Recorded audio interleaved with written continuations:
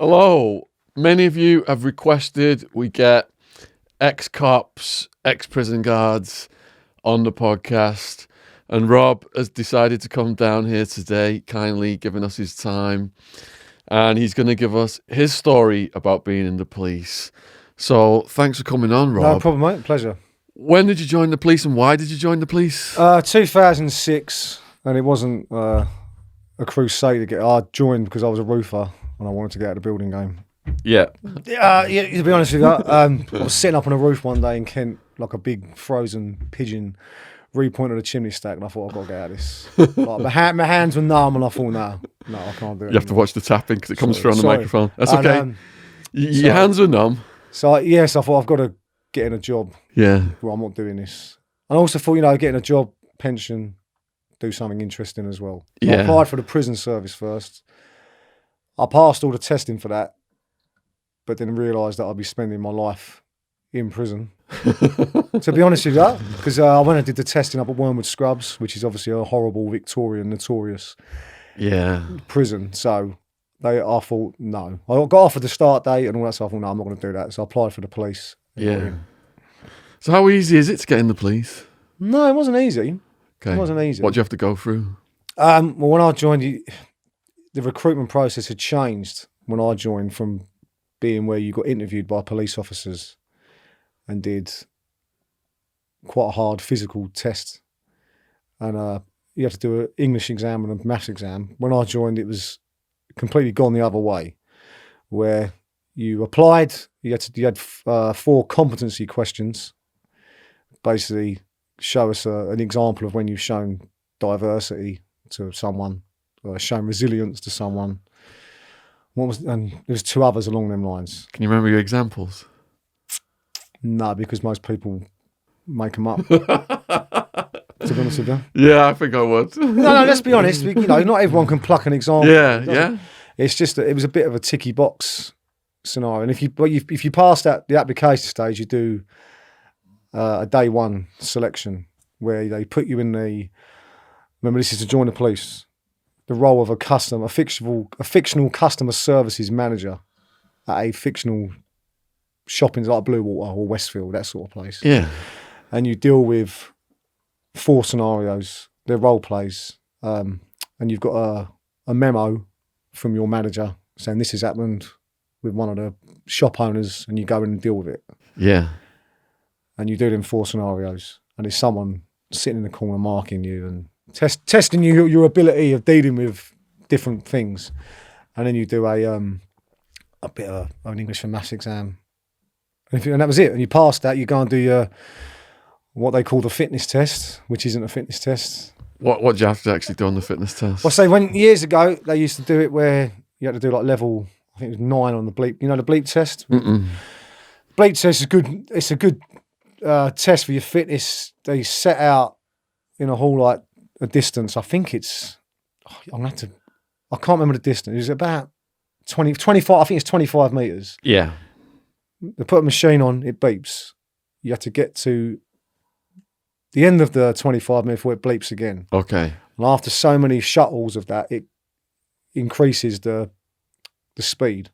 So the bleeps become shorter and you've got to keep going. It's horrible. When you go to like the higher levels, it's a real killer. Right. It used to be a lot higher and you had to do push-ups, chin-ups, but now they set it at level 5.4. Yeah.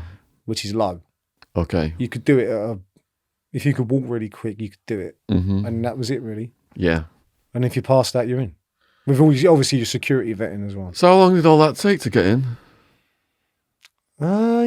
From start to finish, probably a good 6-7 months. 6 or 7 months? Yeah, because the process takes a while. I mean, a lot of that is your vetting.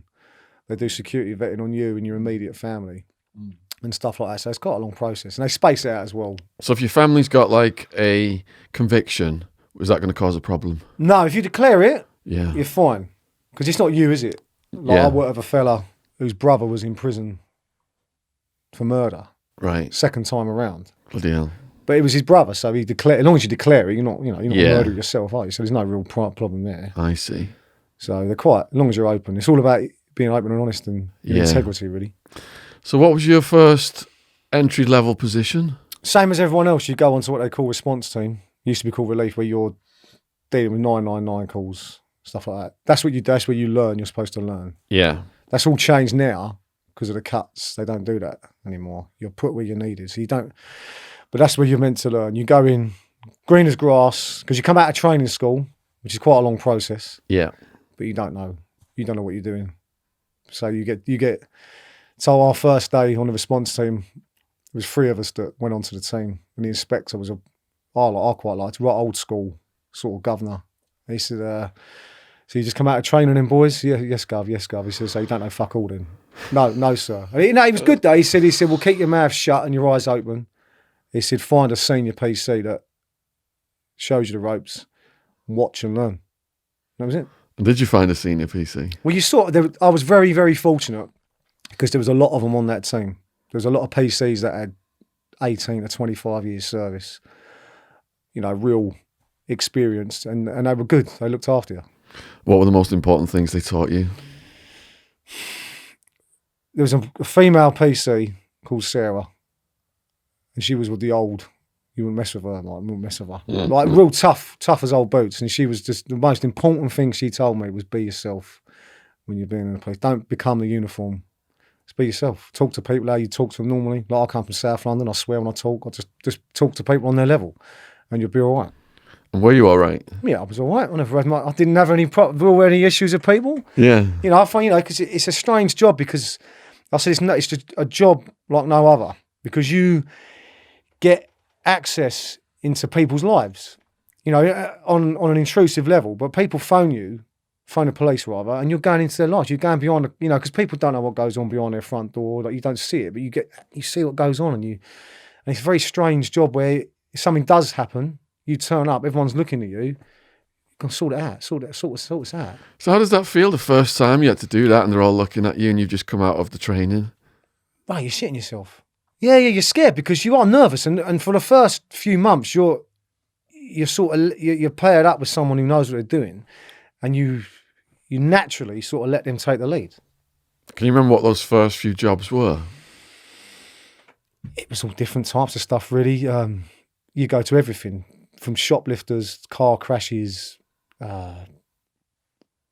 criminal damage, burglaries, which is a horrible one to deal with. That is one of the nastiest sort of offences I think anyone could have inflicted upon them. It's such a massive long-term effect, like it messes people up, sort of thing. And then dealing with that, sudden deaths, what they call sudden deaths, I don't know if you know what that is. It can range from anything from someone passing away in their sleep to just someone's died suddenly. We have to go in as police officers and check that there's no foul play. And it can be, it can be an elderly person who's passed away. You have to go in. And that's horrible dealing with that, because you're going into a family home where, say, their mum or their grandmother's passed away, and you want to leave. It's a private moment. You're meant to be grieving, or it's in the immediate aftermath, and you've got like 2 hairy ass coppers turning up, having to trample over your carpet. Not in a horrible way, but you have to check the body and see if there's any foul play. You don't want to do that. So did you have to encounter a lot of corpses then in that line of work? Yeah. How does that affect you psychologically? Well, it does. I mean, they try to gear you. It's funny. They try to gear you up for it in your training. They take you to a morgue. Again, I don't know if they still do it because it's all changed. And they take you in as a group. Like, your whole training class will go in there, and they bring out what they're going to prepare for an autopsy or post-mortem. So when they take the bits and pieces out, you have to watch that. Yeah.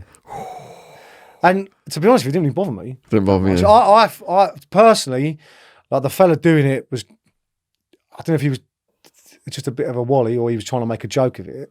But like, oh look, these are the guts, really, and all that. But I just thought, well, that's something. Like, I was a bit like, if that was my nan you were doing that with, I'd probably want to smack you in the mouth. Do you know what I mean? Like, you should show a little bit of respect. I know they're doing it for a reason. Like, they're trying to harden you to seeing stuff. Yeah. And then they take you into another part where there's other bodies in the fridges, I suppose, and they show you different ones. Like, we saw one where it was a bloke who'd been pulled out of the Thames after, I think he'd been in there a month. He'd been in the Thames for a month? Yeah. And was he disintegrated? No, the water had preserved him, and he was bloated, though, with all the gases that your body releases. And they pulled him out. And I was like, like the smell is unbelievable. And like they said, like when they cut him open, he's gonna explode a bit. I was thinking, I'm thinking like, people probably think you join the police, or why would you do that job? I'm thinking, why would you do that job, man? Where you've got to carve him up and do the post-mortem on him. Like, you think, I wouldn't do that for like love nor money. Yeah. Sort of thing. Like, so a couple of people walked out, didn't want to know, I'm going to be sick. And yeah. Like they tell you to rub sort of Vicks under your nose before they take you in there because of the smell. But I just think, I don't know, different people handle different things. It didn't really bother me that much. Yeah. Seeing it. But I did go over a stage where, for no rhyme or reason, I saw a lot of death in the space of a few weeks. Could you want to describe what those different things again, like just people happened? Dying in their sleep? I went to a road traffic accident with some bloke who was just the same age as me at the time, mid-20s. Phoned his mum up. I'm leaving work now. Get me dinner on because I'm going out on a piss. Got on his motorbike in the industrial estate we worked on. Come off. Didn't have his chin strap on his helmet. So as he come off, he went over the top of the car and his helmet come off and he's come down and died. And just like that, simple as that. That's how it happens, isn't it? So, yeah. And when you're in your probationary period, you, again, not now, you're not treated, when I say this, I'm not saying this is wrong, it's right. You have to volunteer for all the shit jobs. Right. To sort of earn your spurs on the team. So crap jobs. You make the tea for everyone, but if there's any sort of, when someone's in an accident where they could have life-changing injuries or a possibility of death, you have to have what's called a continuity officer. So from the scene of the accident, the police officer has to go with that person all the way to the hospital. So if they do lose a limb or they die, for the coroner's point of view, is the chain of evidence. So the timeline to say, God, I might sound daft, someone's faking their own death. They're going to switch the body. It's just, anything like, I know it's ridiculous, but that's what you're there for, to sort of, you can stand on a coroner's court and say, that was the same person who saw the accident, And for the family as well, they want to know eventually, if someone does die, they need to know what happened to them, don't they? Yeah. So stuff like that. So I ended up going to the hospital, this fella, and as soon as I got to the hospital, they called it and said, no, he's not going to make it. And I was stuck in a room in a cubicle with him for like 2 hours until they could contact his family. And it does get in your head a little bit. You start going home thinking about your own mortality, in a sense where I was getting home, when you're dealing with stuff, it's fine. You think it's all right. And I didn't suffer from PTSD or whatever, but I find myself going home and you think, I could die. I could die in a minute. Like I could be over tomorrow. Like, do you know what I mean? Like younger people, you think it could be any minute now. And I started dwelling on it. And the one that really got me a bit, I went to a house fire where it was two kids and a mum didn't make it. And that was quite sort of rough. And that sort of done a bit. You're trying to resuscitate babies and Jesus like Christ, resuscitating babies that have been in the fire. Yeah, things like but you take the shilling, mate. You do the job. Like the fire brigade deal with it as well, doesn't everyone do it? And then after that, I said to my sergeant, I said, like, I need a break from dead bodies, man. He was like, no, don't worry. Like he said, well, don't put yourself up for any of the calls. Like he said, just don't have a break. And after that, you're all right, sort of thing. Yeah. So after an incident like that, like they're good at the job.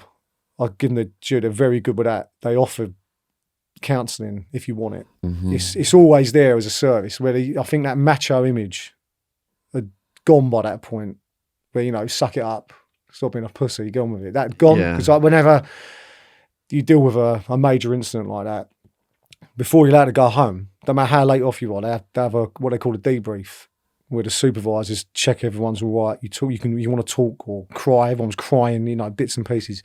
And then when you come back on your next shift, if you want, they can bring in the counsellors and you can do a group session. Or if you don't want to do that, you can ask for it one-on-one. And they offer the service to sort of save your mindset. Yeah. Yeah. Which is good like that. That's good. Yeah, yeah. Well, years ago, you talk to the older ones, it wasn't quite the same. You just deal with it and shut up. That's why you do develop a very dark sense of humour. It's a way to deal with it, isn't it? Gallows humour, because if you don't laugh about stuff, you go crazy. Man. Yeah. You go absolutely crazy. It's the same in prison. There's a lot of violence and there's a lot of gallows humour there as well. Yeah. And you've got to have that sort of culture within the team where you can when you finally do get a break and you're all sitting down together, you got to laugh about stuff and joke. Not certain things, but you become break the tension. Yeah. You become desensitized, don't you? Because when I talk about certain things, people say, you're not expressing the right emotion for this. And it's because I've been through it and told this story so many times, and I'm completely desensitized to it now. That level of violence. Yeah, because I'm the same thing. People. I don't bang on about being in the police. Like, it's just a job, isn't it? But you talk to people, and they ask, and they're like, "Wow," and I'm like, "Yeah, but it's just stuff that happened, isn't it?" Yeah. So you mentioned earlier that burglaries was one of the most horrible crimes. Yeah. And Massively so. Recently had a ex-cop called Harry Miller. I listened to that, and I was going to bring this up. And he said he's talked to people in America, cops, and they couldn't believe that in the UK, if someone breaks into your house, you can only use minimal force. There's no such thing as minimal force. Okay, let's clarify this then. Right. One thing you're taught in the police, for obvious reasons, is if you've got to use force on someone, you got to justify, yeah? Which is fair enough, isn't it? You got to justify everything you do. If you punch someone, hit them with your stick, spray them with your gas, you got to justify it. And the same in public life. How would you quantify minimum force?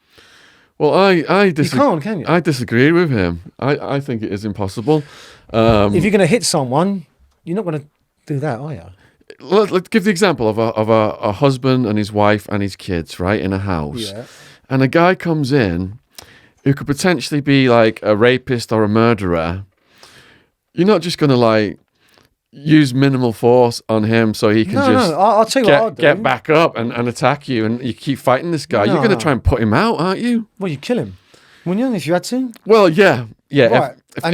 It used to be a bit like that in this country. Do you remember Tony Martin, the farmer, 20-odd years ago, shot the burglar, dead? Famous case. Yeah, I've heard of that case. Yeah. There was two of them. He shot one in the back. Wasn't he getting burgled a lot by the same people? Repeatedly burgled by the same mob. And he shot one in the back. And he got put away because he said he shot the bloke in the back. He's running away from me. How's he a threat? In the eyes of the law, on paper, because law is written by lawyers, so it's a load of old rubbish, isn't it, really? It doesn't cross over to real life events, does it? But then the Tories sort of changed that when they got on in 2010, where you can be more protected if you defend your own. And there's been a few cases since then. Has there? Yeah, there was one, I think, last year, the year before. Same thing, bloke in his house, they broke in. The victim was in his kitchen. He ran in there, pulled out a knife, stabbed the burglar. No further action. Killed him. Yeah. And there was one after that where a bloke down in Lewisham Way, he went to court. He got charged with manslaughter, but got found not guilty at court. Yeah. But his one was, he said he was outside smoking a cigarette at like 2 a.m, roughly. Left the door open, went back in. There's a bloke in his living room trying to nick his telly. Yeah. So he pushed him out the back door, locked the door. The bloke wouldn't go away. He was still on the patio. So he went out with a knife and stabbed him. Yeah. And I'm thinking, well, legally, I don't say you can get away with that. You're behind a locked door, mate. But he got acquitted at court. Yeah. There's no such thing as minimal force. They say reasonable force, not minimal force. But if you're going to hit someone, you're going to hit them hard, aren't you? You're not going to... You're hitting someone for a reason. So he got a little bit wrong there. Yeah. You use reasonable force to defend yourself in any circumstances. And if someone's coming in your house in the dark, you don't know if they're a murderer, a rapist, a robber, or what the motive is. You're supposed to say, look, before I use a certain level of force on you, can you please tell me why you've entered my house? No. It's not going to work, is it? I think he was... I don't want to say it, but I think he was wrong when he was describing... Yeah. That's not the reality of it. Because of the TV situation, that guy, you mean? No, the fellow you interviewed. Oh, Harry Miller, yeah. Sorry, yeah. I think he was... Yeah. Because things have changed massively on that, and there's no such thing as minimal force. At the very least, if someone was in my house, if I had a wife and kids, at the very least, I'd try and knock that person out immediately, like hit them in the head with an iron bar in the chin or something. Yeah, if I thought someone was in my house, I've got a wife and kids. Yeah. Well, my cat as well. They're going to go down, mate. Like anyone else, I wouldn't muck about. Yeah. Why would you? Exactly. There's an old saying, mate, I'd rather be tried by 12 than carried by 6. Yeah. Yeah? Yeah, exactly. But and also, again, they had changed the rules and that sort of thing. Not that, well, the law's always been the same, but there's more of an emphasis now that you defend your home. Yeah. Because there was cases of people getting arrested. And I think that's another misconception you know, oh look, he's whacked the burglar. He's been arrested. Why would you have to be arrested to investigate the matter to find out what's happened? It's not the police victimising the person who's defended their house. They've got to follow the process to get it cleared up, haven't they? Yeah. So there's a misconception there. Well, he's been arrested, yeah, but everyone gets nicked. So you just have to unfortunately be arrested to be interviewed to tidy up the situation for you. Yeah. Do you know what I mean? Does that make sense? You can't just go, oh, he's burgling your ass, mate. Oh, well, see you later then. Well, we get back in the car. They have to investigate the matter. It's got to go through the process. Yeah, go through the process. And that covers the person who's had to defend themselves, isn't it, as well? Yeah. All right, so you started telling us your story chronologically, and you went through the training. You'd had this baptism of fire with all the corpses. Well, that's not baptism. That's what everyone dealt with at the time as a probationer. You just do you got to do your job. So. Yeah. What happens next? Well, I stayed on that for a while, doing that, the response team stuff. Response team. That's what they call it. Yeah, where you're responding to the calls. But you quickly. You either love that and you want to stay on it forever. Yeah. Or you move off and you do other bits and bobs. And being on a response team, they call it like being on a treadmill where you don't realise how knackered you are from doing the shifts and all that. Yeah. Until you stop doing it. But on our phone, I was getting knackered. You just feel, I've had enough. I want to do something different. But that's where you deal with more the sort of instance. Going back to the burglary stuff, that's where you catch burglars. Who don't want to catch these boys and girls? You know what I mean? You want to catch these sods. You want to. So have you got stories of you actually catching burglars? I've got 2. Okay, let's do that. Which is not bad. It's not bad. It's enough for me. Give us those in detail, please. Well, one was a thing where there was a house. Again, an old fella had passed away, and his son lived abroad, and he boarded the house up. But this same little firm, the burglars, kept trying to get in and nick all the bloke's stuff. And the neighbour kept calling, and I think it's 4 times they'd been in there because he's full up of his belongings still. So they were trying to get in, get out, and we was right round the corner from it, and got a call to it. The neighbour phoned up, so we ran in. He said they're in the back garden trying to get in. So he let us through his house, ran through, and they're in the back garden. We get in the back garden. What do? They run back through. So I've tore ass through this bloke's house, not realising that he's got a front step by his door that big. I've gone bang. Oh. I went down like an absolute sack of spuds, mate. But it's probably pride and adrenaline that got me. I thought I'm going to catch these sods. We chased after him, caught one of them he was hiding under a car in the car park of a pub, and he was only like 19, but he'd had like 20 odd previous for burglary and what a scumbag. So he got put away eventually. And the other one was a strange one where a woman arrived home from a lovely big house, beautiful Georgian house. You could see, like, it had 4 floors, all the windows. And she said, I think there's someone in my house. And so we went round to it, and it was all calm. And she was standing outside of her dad. And he said, look, there he is, look. And you could see, where he had these lovely ornate windows, you could see him. Like, it was like something out of, what's that James Stewart film, Rear Window, where he's watching the neighbour with a telescope? I'm not seeing it. You could see the bloke manoeuvring, he had lights on. And they were really well-to-do family. I was like, "Oh, you're gonna?" I've been going, went in there, and he was in the kitchen. He'd gone through the house, filled up his bags for the stuff, and he was in the kitchen in the dark, like making himself a sandwich and drinking the bloke's beer out of the fridge. What? And I was like, it turns out he was from Lithuania. He'd been in the country like 2 days. Oh my goodness. He'd been nicked for shoplifting on the first day, he bowed, and then he was doing that on the second day. Wow. Yeah, but it really affects the victim. Like this bloke and this woman are hard-working people, and she was in bits shaking outside. Yeah. Like, they weren't used to things like that. I mean, even when we got outside, he went to the bloke, have you caught him, like, the shit? And she's like, Daddy, don't swear. Daddy, don't swear. Like, they're so, like, innocent about stuff that... Yeah. And you thought that's going to mess them up. Like, people have to sell their houses when they're burgled. Yeah. I mean, but 9 times out of 10, when a call comes out, they call it a suspects on call, where they say there's suspects on scene. 9 times out of 10, it is not a burglary. It'd be someone has phoned in by mistake. So everyone roars around there, all the excitement, and it's just someone letting themselves in to, turn the light on for their neighbour. Really? But I was in quite a big car crash when I was in the police. A police chase? No. Going to a call like that. I'll give you an example of how people think it's 100% excitement, the job. It's 99% ball and 1% everything's kicking off. Call come out, suspected burglary, suspects on scene. Right, let's go. I was operating in a passenger seat, not driving.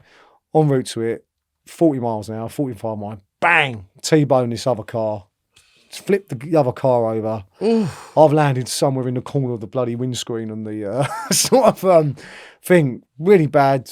Had to help pretty much drag the poor sod out of his car that had been flipped over. Good as gold though. Touch wood, he wasn't that injured. I've got a permanent neck injury from it. What was the call? Burglary? No, it was someone coming round to feed their friend's pet snake while they was on holiday. Oh. But again, that is like 99% of the time. That's what it will be. Yeah. But you've got nice neighbours looking out for you, and they'll make the call because they think someone's trying to turn your ass over. Yeah. But that's another side of the job where people slag the police off, blah blah blah. Every time I'm not trying to grandstand. Every time you put them lights on, you putting your life on. Yeah. I'm not bigging it up. I'm bigging myself up. I'm very pro police. Even though I left the job, the people that do the job put their lives on the line every time they go to a call because you don't know what's going to happen. Yeah. Yeah. And it only takes that one time it all goes wrong that you're going to get killed, or you're going to get hurt. It's the people that run the job that I've got an issue. I'll get onto that later. But I say the boys and girls that do it, every time they put the lights on and take a call, you're going into the world of the unknown. What area were you policing? Initially Central London, then South East London. Oh, Central London must have been crazy. No, it's just a mishmash the same. There's so many people to supervise. But there used to be more police in Central London than there would be on the outer boroughs. Yeah. But the South London one you're still dealing with everything. Yeah. Do you know what I mean? A lot of domestic, you go a lot of domestic incidents. Domestic violence. Yeah, stuff like that. And do you hate going on those calls? Used to go on a lot of them because again, when I joined, the mindset had changed from 20 odd years before, where the neighbours are phoning the police. Someone's beating up someone next door. The police up. There's a woman there with a broken nose and a man with bloody knuckles, and they say, "Oh, she fell down the stairs, or she buttoned up." All right, no worries. That has gone completely to where it's almost gone too. I wouldn't say too far the other way, but any domestic matter now is treated with seriousness. Where any call you go, you have to report it. Even if you turn up and they've had a Barney, you report it. Not as a crime. Yeah. So it's on the system. So, and they have like specialist CID units that deal with domestic violence. Yeah. And that's a bit of a minefield for the investigating officer, because just say someone gets arrested for hitting their wife and they then used to, they don't bail people anymore. If you get bail, you've got to justify as that investigating officer why you bailed them. What about if they go around and then stab them to death? Why'd you let them out for? You didn't do the risk assessment. So it's very, you do go to a lot of them. I bet that's happened a few times as well. Yeah, not through any fault of the police, because you can't control what people are thinking, can you? Yeah. And it does happen, doesn't it? You get people. Do the women clam up sometimes and they won't give a testimony against the beater? Yeah, a lot. Yeah. Yeah, I found it, like in my experience, you used to go to a lot of it. It was quite sad, really, where it would be a woman split up with her husband, they've got kids, and they've got another bloke, and they're a bit lonely, and they let the bloke treat them like shit. And like you go to, and they've like smashed the ass up, or they give them a dig, or a couple of times I went to one where the new blokes knocking the woman's kids about, and you think, why are you putting up with it? That's your kids. Yeah, and that you saw that quite a lot. But he's like, I call them Friday night tough guys. I've had a few beers and I want to go and knock a kid about. What are you doing? I went to one where it was a woman. She had 3 kids. And it was the daughter that phoned us. She was like 13, and she said, "Oh, you've got to come round here." Went round here, and it was all outside, and he was in the house. And the mum wouldn't speak to us. The daughter was like, "I've had enough now. He's been hitting me. He bullies my little brother." And I said, like, you get to the bottom. I said, "What's been going on?" And the little boy was about 11, and he was stuttering, really bad stammer. And I said, "Are you talking to him?" And I said, "Oh, what's been happening, mate?" Blah blah blah. And the daughter said, "Oh, he can't talk properly because she said, where he's bullied him so much the last few years, he's got a stutter." Jesus. Like broken him down, and like he's knocking him about, and then I said, "Well, where is he?" Sort of thing. So he's in the house. So we knocked on the door. What do you want? I open the door, mate, it's the police. You need to talk to you. I ain't fucking letting you in, blah, blah, blah. When I said, open the door, mate, I said, we're going to kick it in and I'll drag you out. The option's yours. We're coming in one way or the other. And his bottle went because he's a lot of these people, they want to knock a woman and a kid about, but they don't want to fight a bloke, do they? No, just wait till he gets to prison. They're going to have a reception. That's what I mean. for him there, Yeah. You know, you might get a bit of what I call natural justice that way. Yeah, You know, a lot yeah. of them are cowards. They want to, knocking a woman and a kid about. You go down a pub and offer a bloke out for a fight in the car park if you want to fancy a bit of a roll around. Do that. Do that then. Why have you got to take out kids? That's weak, isn't it? Yeah. But that sort of stuff, you see a lot of that. The new boyfriend. And you did see domestic violence against men as well. Yeah. Not as much because I think there's still that stigma attached where blokes won't want to admit they're getting abused by a female. Yeah. You know, that sort of stuff. But it's taken very seriously. Anything like that now is, people get arrested for it. And they get dealt with because of the risk involved. So what is the purpose of the police? I am pro-police, but I think a lot of the things that they were originally assigned to do have been subverted by politicians and bureaucracy. Yeah, I think it's been politicised massively. And it's probably been going that way for 30 years, I'd say. I like to look at the history of stuff, especially the Met Police, I think. Because if something happens in the Met Police, it'll be Sky News top story. If it happens in Cumbria, no one really gives a toss.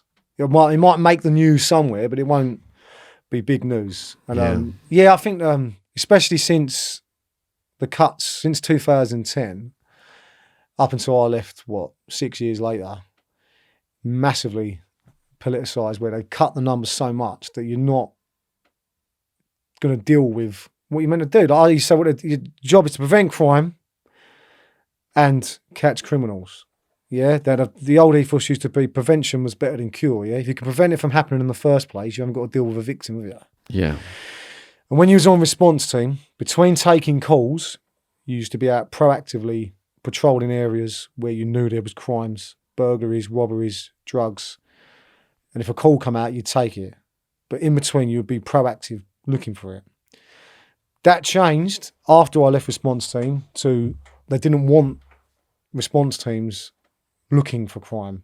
They just wanted them to react to calls.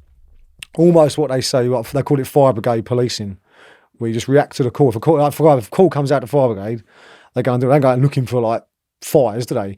So it's that, but that changed and it was all about targets. And when what they call an ICAL, an immediate call, like a serious incident, there used to be said you had to get to that incident. You had to have a police officer there within 11 minutes of the call being put out. So they were measured on that, measured on the targets. And that quickly became apparent that there wasn't enough officers to deal with that. So they moved it to 13 minutes. That's wrong, isn't it? Yeah. Yeah, because if someone's been stabbed or anything, it's a call that could have bled out by then. Well, if a call's come out that's warranted police blaring the lights and speeding to get to it, yeah. Why should you say, have another 2 minutes? How about you put some more officers in? Put some more money into the police budget and put more officers into it. Yeah. And it became, the pressure comes down from the top. So you've got an inspector in charge of a response team. He will get pressured from the people above. And, every 3 months or 4 months, you haven't been making your I grades. Oh, fuck, that's a tragedy, that, isn't it?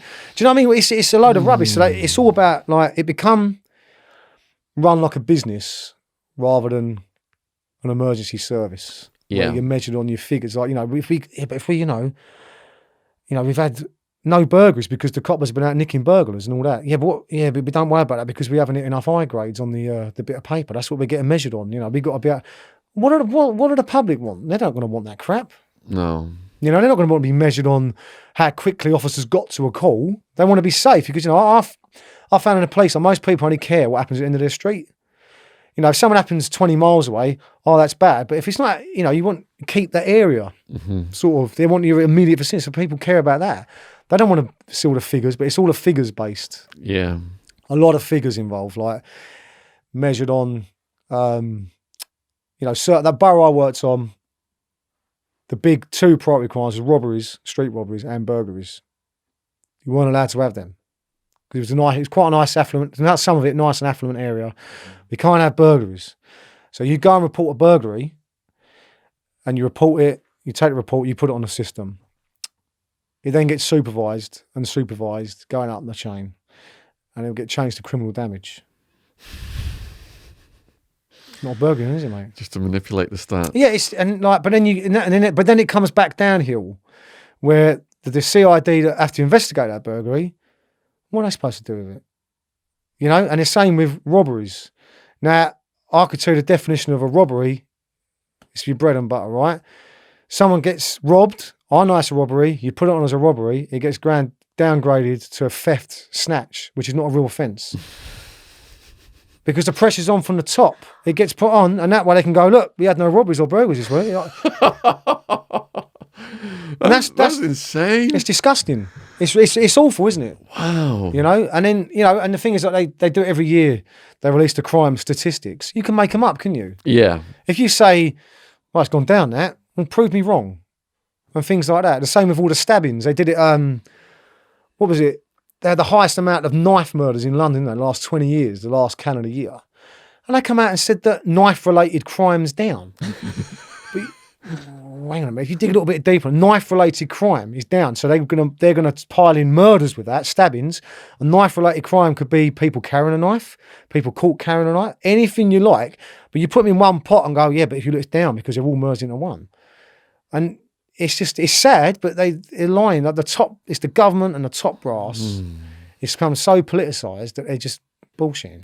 So, looking at news headlines, they're giving the impression that the nature of street robberies has changed over the years, and now we've got these like acid attacks and stuff.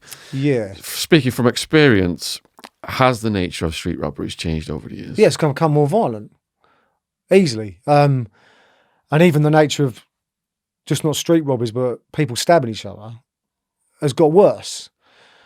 When I went from response team, I went to what was called a safe neighbourhood team, where you're on a small team, one sergeant, 2 PCs and a couple of support officers. You will work, it's broken down into, on say one London borough, you've got your electoral wards, yeah? It's all broken down into wards. You will work on that ward, you will not do anything else. Fantastic. If you want to go down here and get stuck in to these places, you can do it. It was also a place, if you didn't want to do a lot of work, you can hide. When I first went to that, I was on an estate in Thamesmead. Do you know, you ever seen A Clockwork Orange? Yes. Where they filmed it. Right. Right. Built in the 60s. At the time, a futuristic, fantastic development, going to revolutionise the way we live. And it did initially, but now it's a shithole. They're actually now knocking it all down, redeveloping one of these proper sink estates where full of rat runs, there's walkways. If you want to do anything and disappear, it's fantastic. You can do it. Yeah. Went down, there was a few gangs. Nothing like there is now. But there was a kid there, got murdered at a youth club. He wasn't involved in the gangs. He was in there on a Friday night.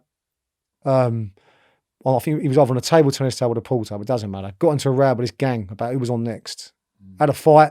We're talking 15-year-old kids. They got chucked. Everyone got chucked out. The gang members got chucked out. He stayed in there. He walks out of there. A few hours later, bang, stab him straight in the chest, dead. Just like that with a bread knife. Bang, you're gone. Brutal, yeah? Absolutely awful. I viewed the CCTV of it. Now, these are 15-year-old lads that have killed him. Remember, these are not adults. These are 15-year-old kids, yeah? I don't know what you were doing at 15. I was playing football and being a kid. They stabbed him. As he went down, they did some sort of tribal victory dance over him. Oh my and then God. fucked off. You're kidding me. Yeah? Bloody hell. And then the main ones that were done, it disappeared. They eventually got nicked about a week later on a train coming back up from Brighton. I only heard about this, didn't deal with it. And you'd have thought, oh, right, they've been caught. They've obviously gone on the run down there. They didn't go on the run. They just killed him, didn't think about it. They had already had them train tickets, but they went to Brighton to buy some crack to bring back up to sell in London. And they didn't bat an eyelid. And I think a lot of it, talking to some of these gang members, you speak to them on your travels, like what I like to call the British-born ones, who were born over here then got into it. It's a lot of it to do, the brutality of it, is where kids have come over from certain African countries. This is just in the area I was working. I'm generalising a bit. But they come from places where there's no value on life. People getting killed is a daily occurrence to them. It's not shocking. So to stab someone, it's not a big deal. So a lot of these London-born gangs, we call them, had to up the ante. If they're going to stab us, we better go and fucking stab them, we better arm ourselves. So it's just going up and up and up. I remember we nicked one kid in Thamesmead, one of the gangs, again, only a teenager. He had a metal bicycle spoke.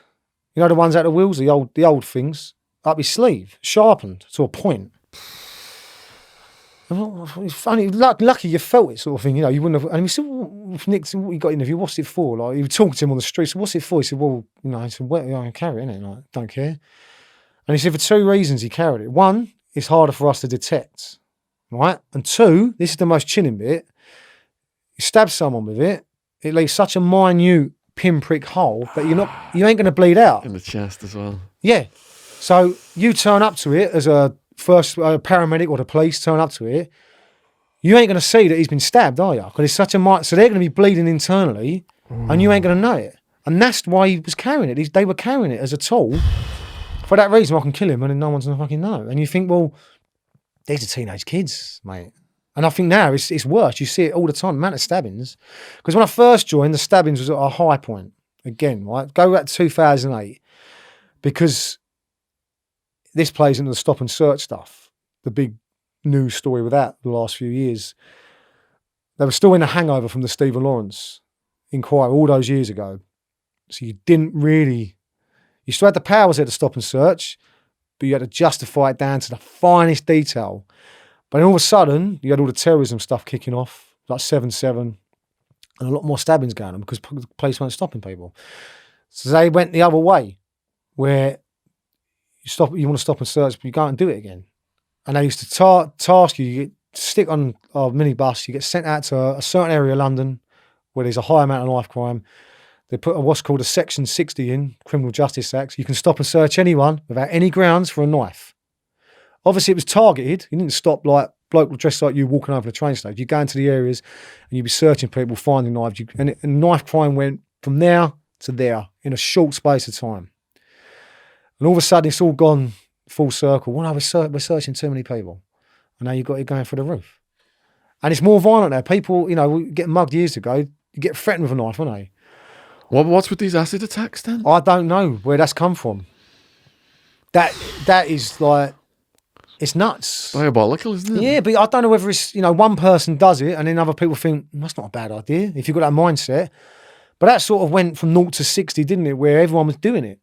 Like robbing delivery drivers and stuff like that. I don't know, but it just seems to be more violent in society. I think it is more violence in general. There seems to be an air of a threat of violence more now than there was even, say, 10 years ago. People are more quick to have a road rage incident and beat someone up. You've confirmed a lot of things that other podcast guests have told me in that answer. And this is bringing us now to the war on drugs and drug laws. So I write extensively about the war on drugs. Yeah. I've got a war on drugs series of books. Neil Woods is the head of Leap Law Enforcement Against Prohibition in this country. We had him on the podcast. He's got a book, Good Cop, Bad War.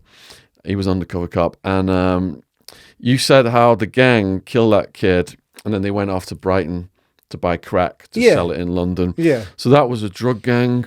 You also said that life is cheap in these other countries, so they come here, and then the rival gangs, which are drug gangs, I've got to up the ante. So, or get killed off. So we had another guest on. He was like a hit team commander guy. Okay, yeah. And we've not published it yet. He said he was working for the Maltese Mafia in Soho. All right. And then the Yardis and the Jamaica, the Albanians are moving on to the turf. And the Albanians, because where they come from, they'll kill you over a cigarette. So the local gangsters then are not used to that level of violence and how cheap life is. So that confirms exactly what you said. But again, it's drug gangs, the Yardis selling the drugs, the Albanians selling the drugs. So Neil Woods says that because the black market in drugs gets bigger every year, there's more money at stake every year. So these drug gangs are competing for that money. And the solution to it would be to put the drugs back into the hands of the government and doctors and take it out of the hands of the criminals, because they would be out of jobs if drugs were legalized and decriminalized. What do you think about that? I don't know. That is a tricky one, isn't it? Because Making drugs illegal, they're worthless plants, because I write about No, I Escobar. know. I've read up a lot of this stuff Yeah. about, because you can look at it, you've got tobaccos and alcohol is probably the biggest drugs in the world, aren't they? The most addictive. Well, alcohol is the most dangerous, causes the most harm, yeah. And I don't know, maybe it's because we're all brainwashed from the minute we're born. They're bad. Yeah. And would I want my kids taking drugs legally? I don't know. I wouldn't know how to call it because, again, from my level of policing, you dealt with the bottom of the food chain. Yeah. When it comes to the drugs, like you didn't deal with the big boys who were importing it. That's not your job. You deal with the bottom part of what they call the ladder, don't they? Yeah. So I don't know. Are drugs readily available everywhere in London, central London? Well, I wouldn't say central, everywhere, mate. Everywhere. Yeah, not just central London. You can get them anywhere you want. So let's say hypothetically, you've got a kid, teenage kid, maybe like late teens, getting into that party scene. Would you rather they got some weed from a government authorized vendor or a gangster who could have put some toxic substance in it? I know you'd rather they didn't do weed at all. Yeah. But if they were going to sneak off and do it anyway, would you rather them go through the gangster and anything could happen? No. You're right. I'd rather them do it the legal way. If you want to trust you. Yeah, I know. Yeah. Because it's all the violence and the craziness that happens around this black market, dealing with those characters and those characters competing against each other and coming in. I mean, you say like the massive gangs and all the trickle down effect. Yeah. So what gangs were there then that you'd had to deal with? You had, what are they called? You had the ones in Thamesmead with the T-Block gang. T-Block gang, what does that mean? Thamesmead, I presume. Thamesmead. And this is these are now evolved beyond from what I dealt with. You had ones with Woolwich boys. Yeah. One with the Cherry boys in Shaun when it was in the state. And they were all at it. But you had, at the time, it wasn't a war or anything, but it was like the Woolwich boys were trying to sell drugs in Thamesmead, etc. and all that. It wasn't anything like it is evolved into now. Yeah. What's it evolved into now? Well, look at the amount of stabbings that go on. Yeah. They're not random. I hate to say it, I'm going to generalise again, and I don't want to piss anyone off, but every time one of these little darlings gets murdered, they're always an aspiring footballer or a musician, but then it comes out that they're fucking involved in a gang. Yeah. And I'm not I'm not saying, it's someone's son, for God's sake, it's awful, but they're all out stabbing each other. Yeah. And you hear about it in some gangs, it's initiation, they have to stab someone. Not even someone in another gang. They might just have to run up to someone in the street and stick a knife in their leg. Yeah. Prove that you're... they reckon they're doing that a lot, so if they make them stab someone, they've then got them, haven't they? It's getting more Americanized, isn't it? When I arrived in Phoenix, Arizona, the gang initiation thing was they would drive around in their cars at nights with the lights off, and the first person to flash them to put the lights on, they would shoot that car. That's what I'm Yeah, that's what was going on when I arrived. Just random like that. Just random. Jesus. It's all getting more Americanized, isn't it? Like that culture's crossing over. Yeah, I think the American culture's crossing over in all aspects of our lives. So it's going to trickle into the crime side as well. Yeah. But there's so many. They talk about these county lines gangs now. You've been reading up on that. But for the people watching this who might not understand that, because we've got a lot of viewers in America, what does the county lines thing mean? I say, this has all sort of come about since I've left the police, but you read up on it where, like, say London-based gangs, do it in the south now, are moving into rural areas, sort of like in other parts of England. You've got Kent and Sussex, which is beautiful countryside, what you'd think of as quintessentially English. And they're sort of grooming, we're going to use the word grooming, younger kids there to sell drugs for them. And they use the I don't know if they use it in America, cocoon, do you know about it? In America? What's that mean? Cocoon is where these gangs will target someone who may be vulnerable, learning difficulties, etc., and take over their house and use it, sell their drugs from there, store their drugs there, stay there, use it as a base, but then disappear. So if the police raid it, nothing to do with them. It's that poor sod who's living in the house. I saw one instance of that in the police on this Thames where there's a bloke, I can't remember his name, but he had severe learning difficulties.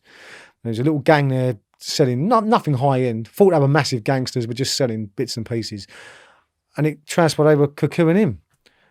Because he was a lovely man who had severe difficulty, but he was desperate to have friends and nice people around. So they befriended him and they took over his flat. And I think it all got sorted out in the end, but he was being set up for a fall where on that particular estate, if you got arrested and convicted of a drug offence, you lost your house. You were turfed out. And that's going on with the county lines of using kids, again, like grooming them, maybe using entrapment as well, where they blackmail them, to start running drug lines, like sending them in. You know, this could be a gang based in North London, could be selling drugs 200 miles away in a village in Kent. And they reckon that's suddenly become a national problem to deal with. So in America, it takes a lot to arrest the dealers and the gang members, a lot of police resources. And the police have got these arrest quotas. So under the war on drugs, the highest arrest category was weed possession. Right. Not the gangsters, not the hardcore people, young people with weed. And in law enforcement against prohibition, they say, look, we joined to arrest the pedos, the murderers, the rapists, the drug lords, but we were signed to go out and, arrest students with weed. This is not what we signed up for. So in your work then, say you came across young people with weed, what would your attitude towards that be? Well, before we got to my attitude, to get nicked or arrested for Americans to carrying weed, you have to really go some in this country now. They initially downgraded it to a Class B. Sorry, Class C, then they put it back up to a Class B. So if you get stopped with a bit of weed on you, not enough to think that you're dealing it, you get what's called a cannabis warning form.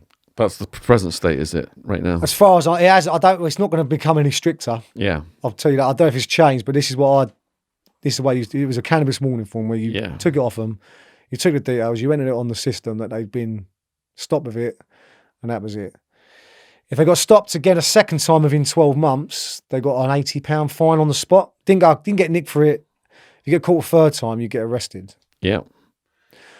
9 times out of 10, or most times, if you caught someone with a bit of weed, you just chuck it down the drain. Yeah. And send them clear off.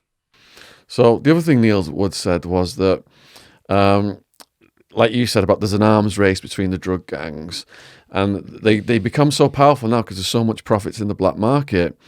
He was assigned one day to go undercover with a guy. He had a bad feeling about him, and he didn't go. And then a couple of years later, it came out that guy he'd been assigned had been paid by the drug gangs to join the police and tell them what was going on.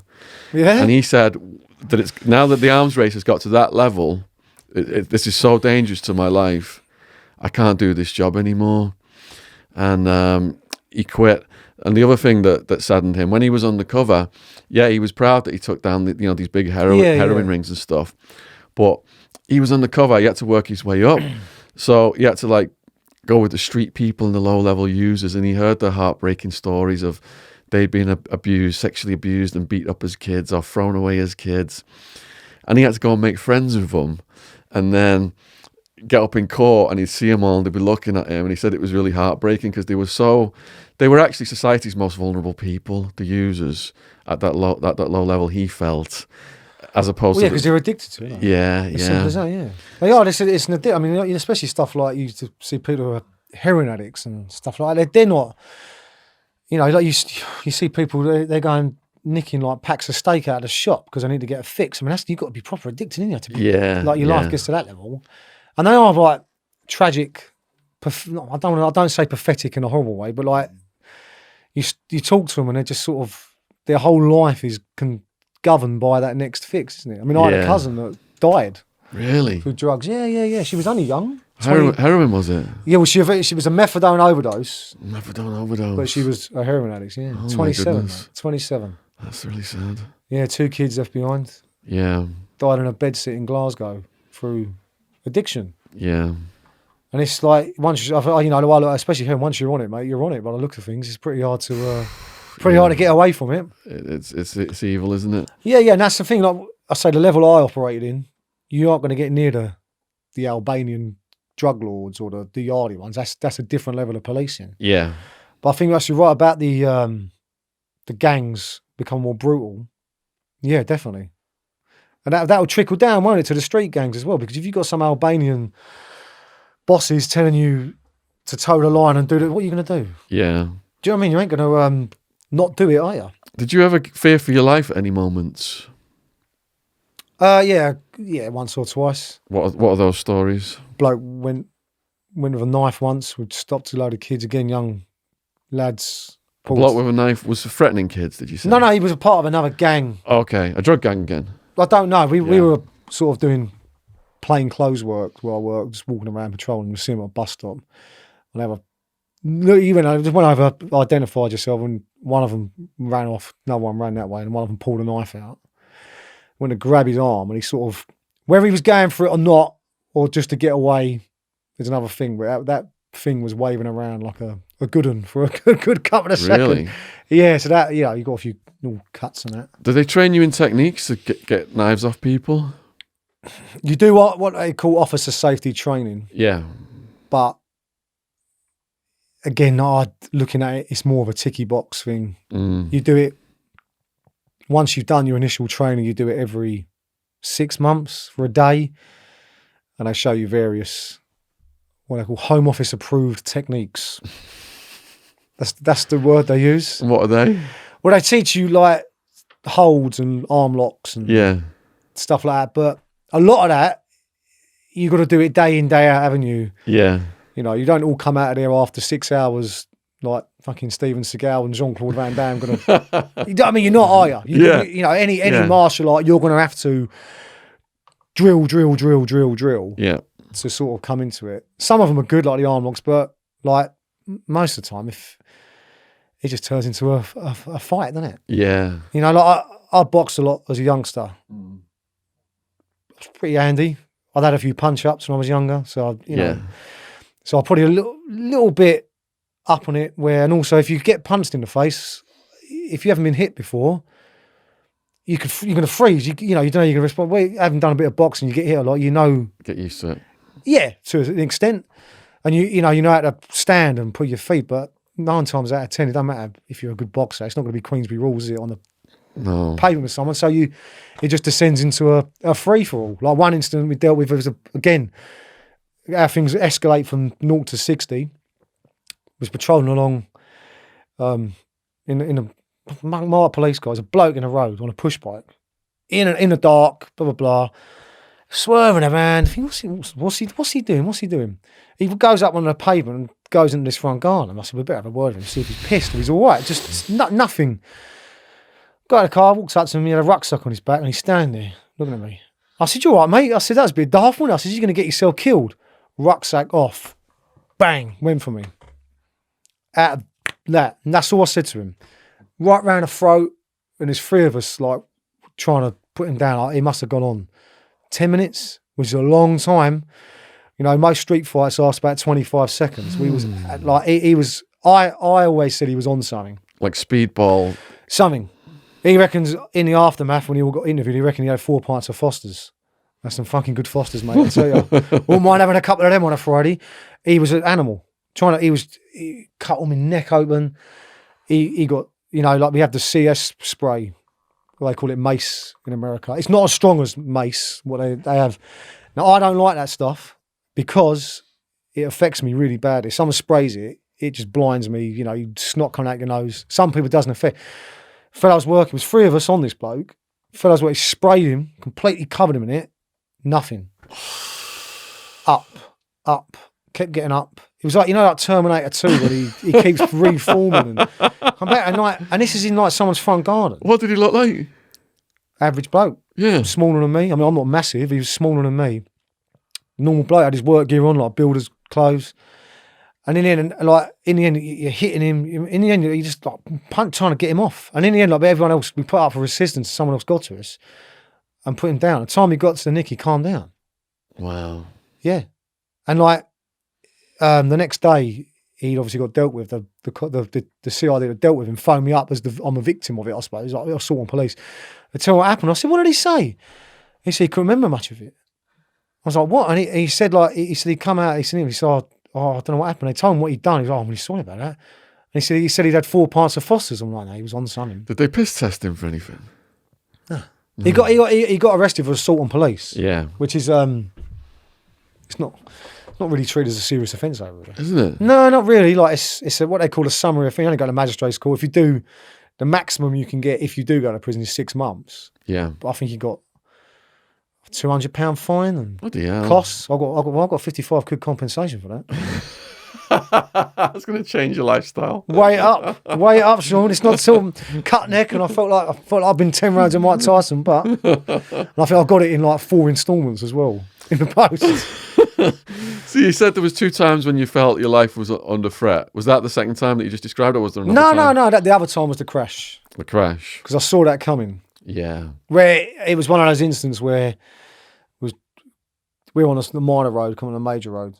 And, you know, it sounds corny. You know, they say things slow down. Yeah. I swear to God, I actually experienced that. I looked out the corner of my eye and I see it coming. I thought, we're not slowing down here. I thought, I like everything. And I see it coming. So you think, God, and that hit. Yeah. For that split second, I thought, God, because as we turned, the road we turned into was the road where the incident was meant to be occurring. Mm. So what do? Like a bit of an idiot? You take your seatbelt off, don't you? Because you're getting ready to get out of the car. That's why my head's bounced off the windscreen. Yeah, I remember I got to the hospital and the doctor was like, "Did you have your seatbelt?" And I said, "No." And he was like, "You're a fucking idiot. You really had to go at me." And I kept rubbing my head. He said, "What are you rubbing your head for?" I said, "I've really banged my head like on the windscreen." And it was all numb. And I'll tell you what, I had pins and needles in it for about 4 days. And Dr. Wren said it was only the airbag deploying stopped me. Wow. Like probably breaking the windscreen. Not so much going through it, but Bloody hell. yeah, so I did shit myself for a couple of seconds. Yeah. So what positions did you rise up into then? As you were in the police, for how many years were you in the police? Just under 10. So did you get promoted to other positions? No, I didn't get promoted. I didn't go for promotion. Right. No, that's a bit of a to get promoted in it, you've got to then apply for promotion. You've got to take the exam, which is fine, but then you've got to evidence your work and things like that. Yeah. And you've got to, especially in the uniform world, you've got to kiss arse a bit. Really? I can't do that, mate. Yeah. I can't do that. I vowed when I joined the police that I would always be myself, good or bad. And I didn't want to, bag carry for an inspector or do that. And no one likes having, if you take the exam and you pass it, you can become an acting sergeant. So they give you an opportunity to get your evidence to be a sergeant. And that can be from, setting up some initiatives, targeting criminals, or maybe disciplining other officers. Yeah, which no one wants to do. Yeah. So when you get an acting sergeant as a PC, you all shit yourself because you think he's looking for evidence, this geezer. Most of the time, you might get a nice fellow, but you don't want an acting sergeant. I had one acting sergeant that was out to get evidence, and he was looking for you to step up. If I can discipline you, I'll discipline you. So it makes me look good, and I don't want to go down that route. And again, the higher you go, the more political it becomes. Yeah. If you want to become an inspector, you run a team. You go above that, chief inspector upwards, it's all very political.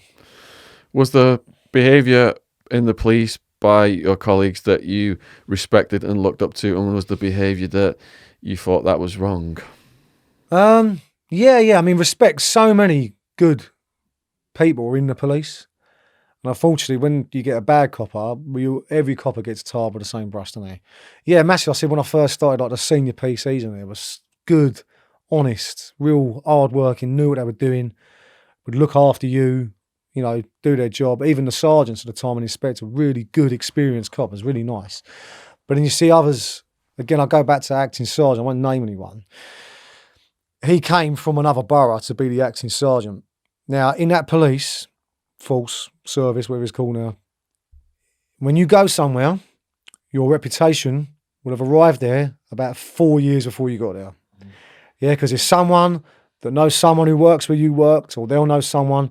So the minute you find out someone new's coming to your team, the phone starts going, the emails get sent. Tell me about this geezer. Oh, okay. And he was coming over, so I phoned up someone I knew.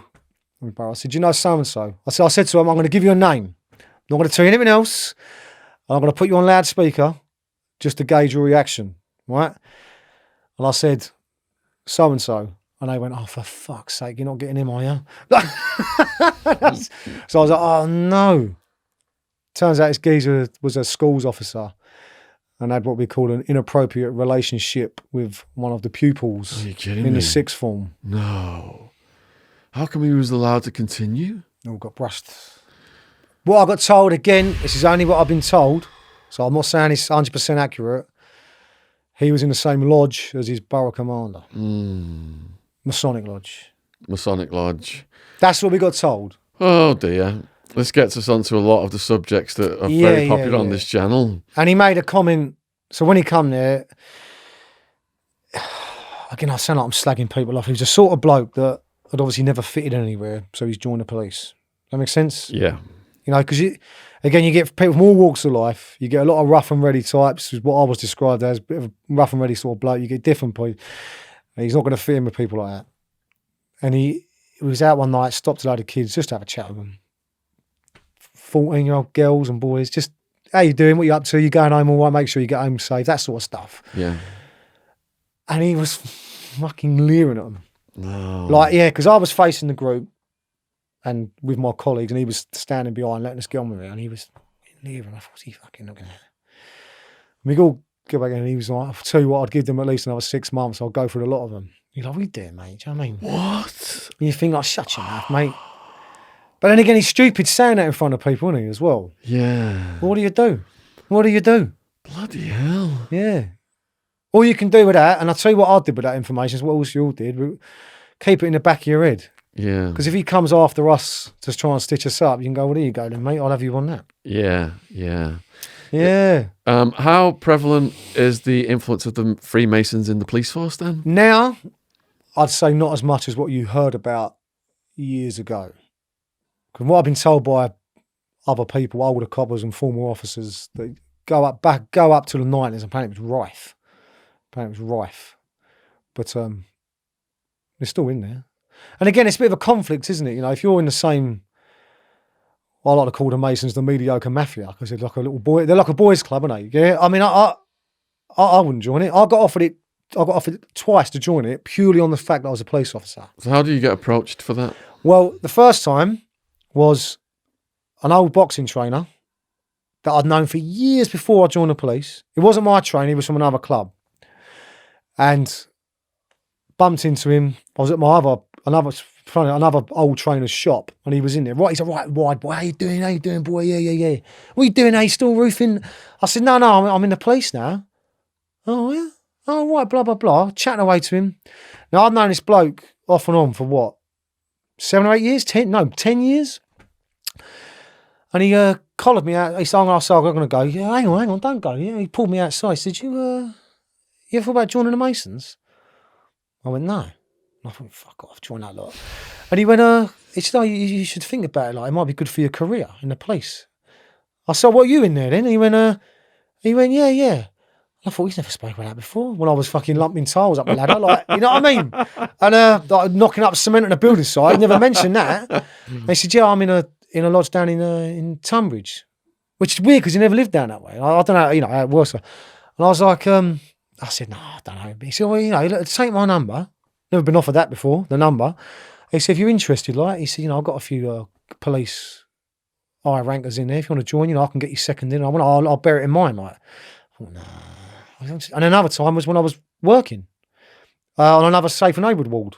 Got chatting, he was an old fellow who used to sit out, I was probably in his 60s. He used to sit outside of an evening reading his paper. So when I was doing my rounds, got chatty with him, you know, as you do. And he said, you want a square? I went, what? He said, you want a square?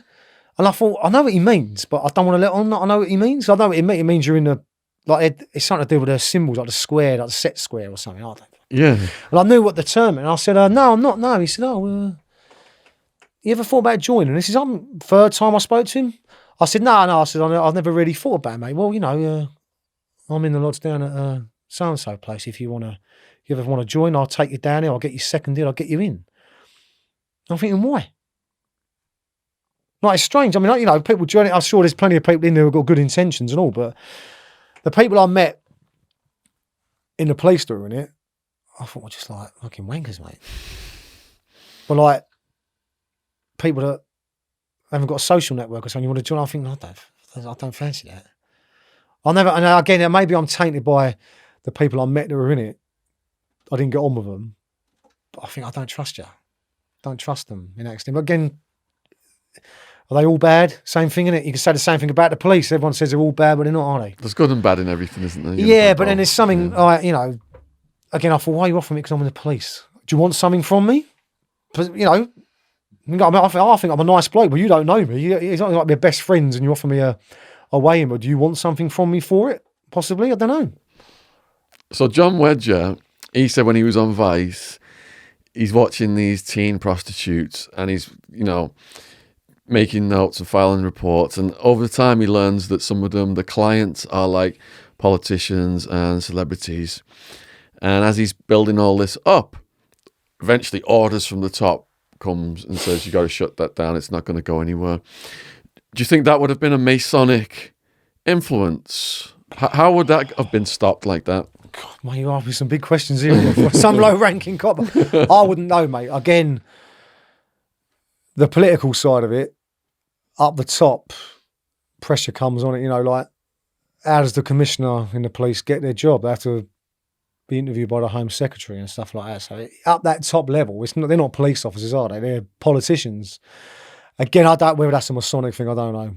Again, is it, you know, I don't know. You probably got Masons that are paedophiles when you've got other people that are paedophiles. You've got them everywhere, aren't they?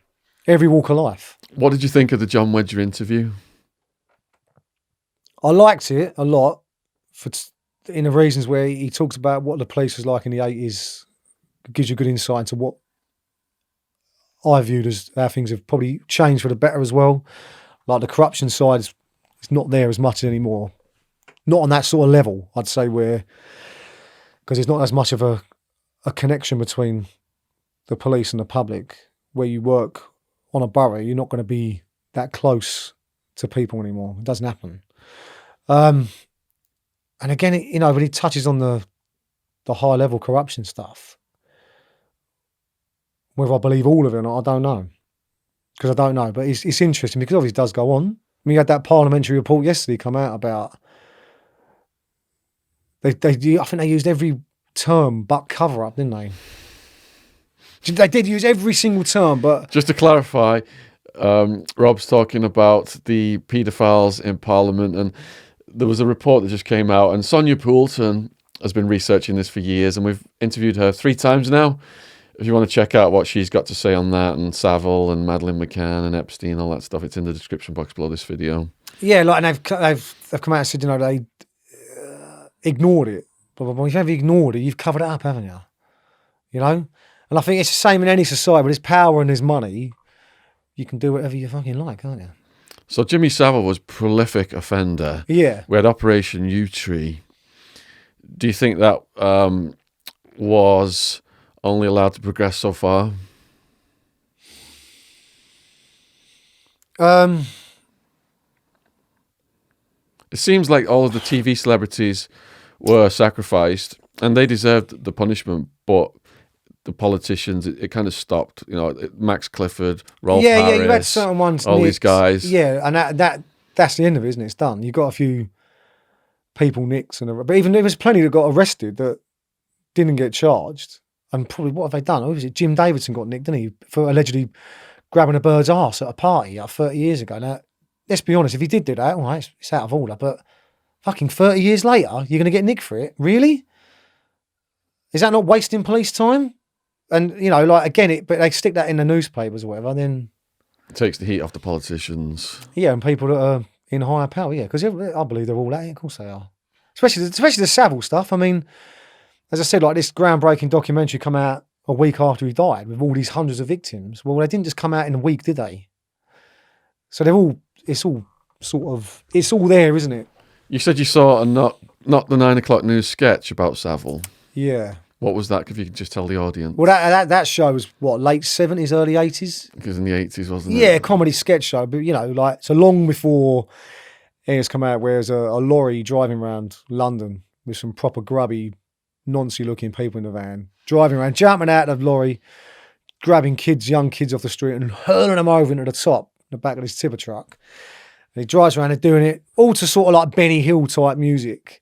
And they pull up at BBC TV Centre and they start unloading them through a door all shifty, and then the camera pans out, and on the side of the lorry it says Jim will fix his show. Now, to me, they're obviously hinting at it, aren't they? I don't know. Maybe So they knew back then. They knew back then. And also, Johnny Rotten from the Sex Pistols, he did an interview with Piers Morgan a couple of years ago. And he openly said on there, he said, you know, I'm sure the Americans must know who the Sex Pistols are. Big punk band in the 70s. Were banned from the BBC. We're not playing their stuff. Weren't allowed on Top of the Pops. Didn't give me any airtime. And he said, from his own words, the reason why they banned me is that he sort of said it on a BBC radio interview. And they played the clip on the show where he brought up something about Savile. And he said, oh, no, we're not allowed to talk about Jimmy Savile. Well, he's a saint. We can't say anything about, not Sir Jimmy, but Jimmy Savile. He's a naughty boy. He is. Naughty boy. And he said, that's why we were booted off the BBC. Wow. And you think, well, was he?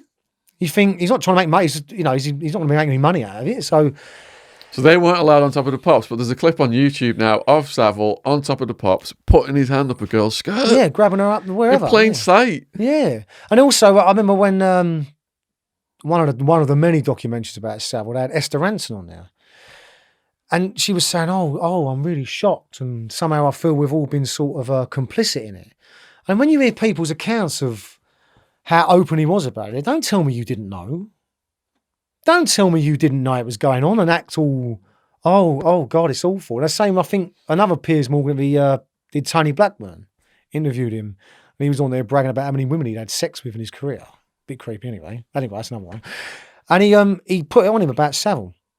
You know, there was always rumours, Tony. Did you hear the rumours? And he was like a rabbit in the headlights, mate. He, like that, frozen for a good few seconds. Well, there were rumours, but... What do you mean, yeah, but? What? Talk to me. We're not talking about a promiscuous man. We're talking about a rampant sexual predator. And you think, what do you mean you heard rumours? Well, you must have known it was going on. And you're thinking, for like a Yorkshire minor DJ, he can have a lot of powerful friends, doesn't he? Yeah, Prince Charles. Or the Pope. The Pope.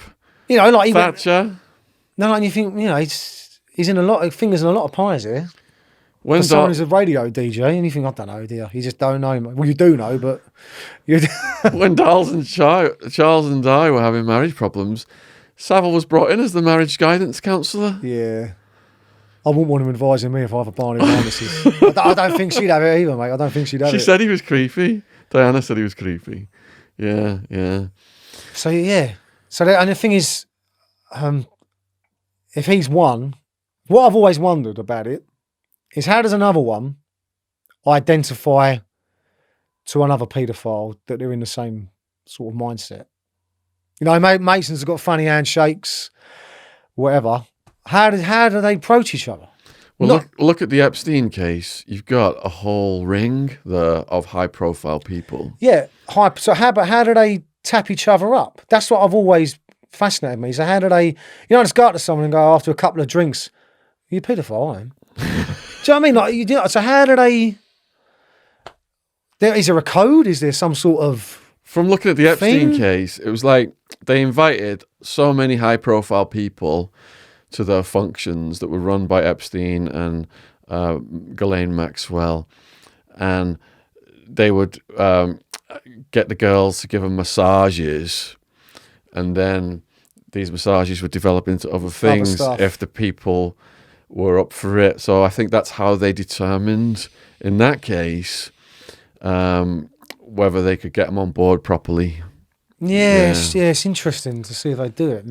Yeah. So we just had a school bus just drove through London. I don't know if you saw this in the news. An American school bus with a big banner on the side of it saying, if you see this man, and a big picture of Prince Andrew, please have him call the FBI at this number. So what do you think about Prince Andrew's predicament? Again, I think he's probably guilty as hell, in my opinion. There's a lot there, isn't there? A lot there. Yeah. To suggest. Yeah. And also, again, the big thing for me, if I found out one of my friends or was a paedophile, got convicted of being a paedophile, I wouldn't need to go and visit him again, would you? I think I'd be quite happy to just sever ties. It's yeah. without even saying anything. Yeah. Or do a text message or something. He went to Epstein's I've just got out of prison party. Yeah. And he was the guest of honour for 4 days. I know. And also I watched that interview he did. Yeah. Oh, it's awful, isn't it? Everything all the way through it was just lie. I mean, I'm not a highly trained sort of behavioural analyst, but you're thinking, man, Jesus, you are scared, aren't you? You're making this up, mate. Like, and the whole crap about Pizza Express but these people aren't allowed to move around without a protection and logs being made. You see them up going through London. They do their escort for them when they shoot through traffic with like 4 outriders and armoured cars. They're not going to be able to nip off for a pizza, are they? They're not going to be able. I mean, like the security at the palace is unreal. They wouldn't be able to leave the palace without guards, would they? Well, we interviewed Paul Page, the ex-Royal Protection Officer for Andrew, but in recent days, another Royal Protection Officer come forward. That, yeah. And he said he was there the night Andrew came back to the palace after he'd been at Tramp nightclub with Virginia. Well, not sweating. It's good, though, isn't it? It's good, though. Yeah. It's good because the best bit about that is when I don't sweat. Like the next day, every paper was running pictures of him like soaking wet. I don't know, Andy. Andy, son, I think you're lying. So yeah, I think he's. But again, he won't be held accountable, though, will he? That's the thing. He's immune, isn't he? Yeah, I mean, he can get nicked. He's not immune in the legal sense. But isn't it Her Majesty's Prison and Her Majesty's Police? Yeah, the only person in this country that cannot be arrested is the Queen. Really? Yeah. No one else. Yeah. Because the laws are written in her name. Yeah. Or the monarch's name. The only one who can't be arrested for a crime is the Queen. Anyone else is on paper allowed to be, but is he going to be? So you're saying technically Andrew could be arrested, but is that realistic? No, of course not. I can't see that happening, can you? And even if all the evidence in the world is there that he's done this, do you just think it's just not going to happen? No. It seems to be not happening now, doesn't it? Yeah, exactly. It's not happening now, is it? Like, there's a bit in the papers, like over here they report it, oh, we're not going to celebrate his 60th birthday. Yeah. Okay, fine. I wasn't going to send him a card anyway, so thanks for that. Thanks for letting me know they're not going to fly the Union flag off of town halls. Well, who gives a toss? You know what I mean? Yeah. But even in America, like, it's going to become very highly political, isn't it? Yeah. Massive, isn't it? You know, you're talking about the Queen's son. Yeah. And they're trying to do a trade deal with the Yanks at the minute as well, aren't they? So it all plays into it, doesn't it? Yeah, absolutely. It all comes into it, like, what are we going to do? Yeah. So no, it won't. It'll just, I think it'll fizzle out. Do you think it'll fizzle out of the media? Yeah. It's all about Harry and Meghan, isn't it? Yeah, I think they're trying to use that as a smokescreen to get the heat off Andrew. And also, if they skip Charles and go to the William... Won't happen. You don't think that'll happen? Nah. Why not? He won't give that up. You won't give it up? No, he's been waiting all his life to be king. So, but I think even the public are looking beyond him, aren't they?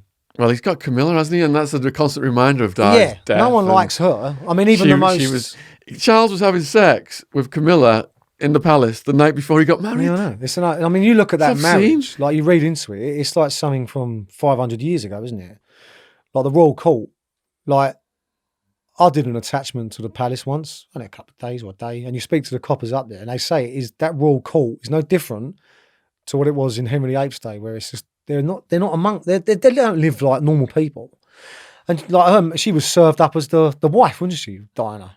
You know, you look at a young girl, cousins as well, weren't they? I don't know. Yeah, there was a second cousin, something like that. She was offered up as his arranged bride, wasn't she? And I think they said it was an open thing. Camilla's was his bird on the side for years, wasn't she? Yeah. So there's a lot of people. I don't think people were looking at Charles and Camilla. They're looking beyond there. Camilla wasn't from a good enough stock for a royal to marry, but Di was from the Spencer family, which truly English. They're aristocracy. Yeah. But people don't like her, like Camilla, do they, and all that. But I think how long is he going to be on the throne for? If he makes it, he could die before the Queen, couldn't he? Yeah. Well, I think with the Andrew crisis and with Camilla, the public don't like Camilla. If there could be a potential moment where the royals think, all right, to boost the royal family, in case we're at risk of, getting abolished, we should just pass it on to William. Yeah, I just don't think he'll do it. I think he's been all his whole life. He's been groomed to be the king. He's in a wanted time, hasn't he? But the Prime Minister and the cabinet can force him to do it. Oh, I know it's a political thing. Yeah. Yeah, they haven't got any more power, have they? Yeah, it'd be interesting because I know they're looking at Kate and William as the saviours of the monarchy, aren't they? Because they're part of the new hip generation. They're the positive face, aren't they? Yeah. Abroad as well. That's what they've got to look at. Yeah. Because there's plenty of countries that have got the Queen as head of state, that there's a lot of people in countries that might not want it. Yeah. So they've got to try and protect that. But Charles, no, I'd even put money on that. He wouldn't give it up. Yeah, I reckon he won't. So it'd only possibly happen if it got forced upon him. Yeah, but then again, as I said, he's not a young man, is he? No. I know they all seem to live quite long in that family, but Yeah. she's not going anywhere, the Queen, is she, at the moment? Mm-mm. So, if she's like her mother and lives to 102, 103, wasn't it, the Queen mother? Wow, yeah. He might go before her. Yeah. Yeah, it's true. It's possible, isn't it? Yeah, definitely. Because I know there's a big wrangle, there's a big thing about him making Camilla his queen, isn't there? Because I think when they got married, he had to agree that she wouldn't be called queen when they marry, which is totally against what happens. She'll be the king's consort. But I reckon he's not happy about that. Well, Reading about it, I reckon he's going to do it when he becomes king. We'll make her the queen, if you like it or not. Well, that's what Edward VIII's attitude was, and they forced him out, didn't they, with Wallace Simpson? Yeah, he had to go, didn't he? Because of he wanted to marry. Yeah. But I know society is different now as well, isn't it? Yeah. So, do you have any thoughts on the Madeleine McCann case?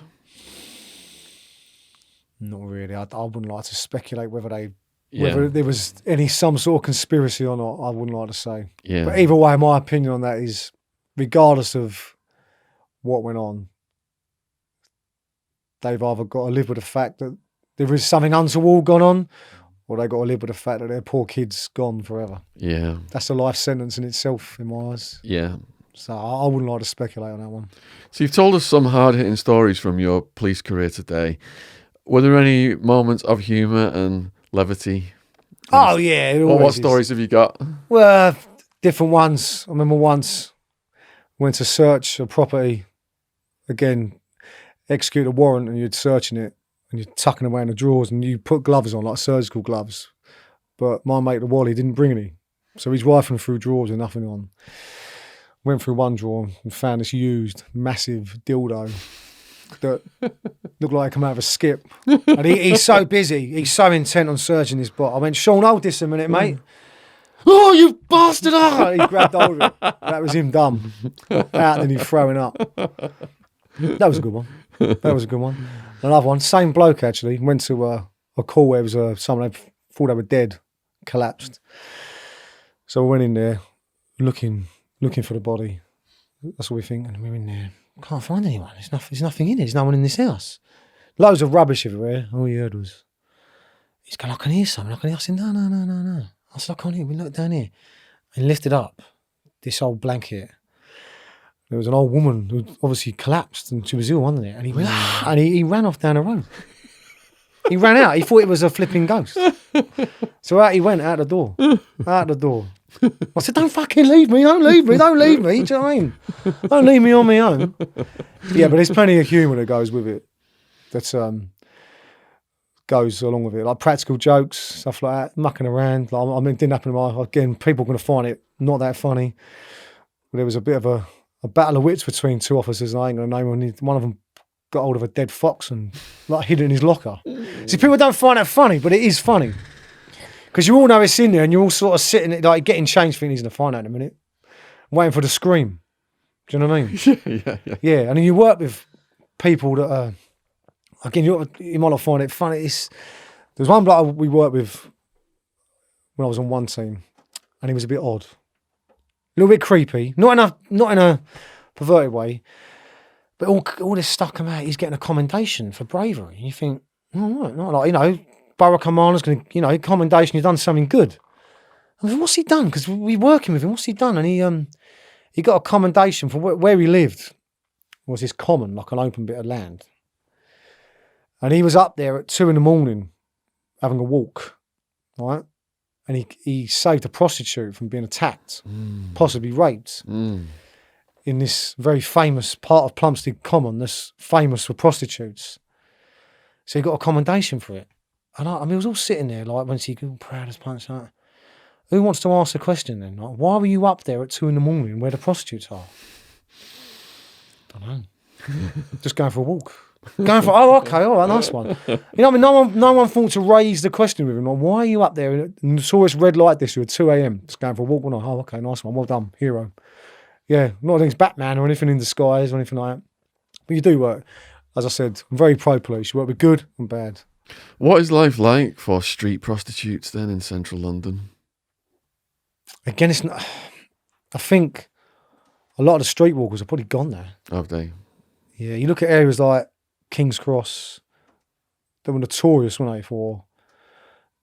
It's all behind closed doors now. Yeah. King's Cross is now like a trendy, hip area, isn't it? Where years ago it was a proper rough, stereotypical place where you'd think of streetwalkers. Soho as well. So you don't have like the pimps running around and stuff like that anymore? No, I think now it's all done behind closed doors. I mean, it's still there. Yeah. Oldest business in the world, isn't it? Prostitution, but yeah, I don't think street prostitution is a thing, but I think it's more now behind closed doors.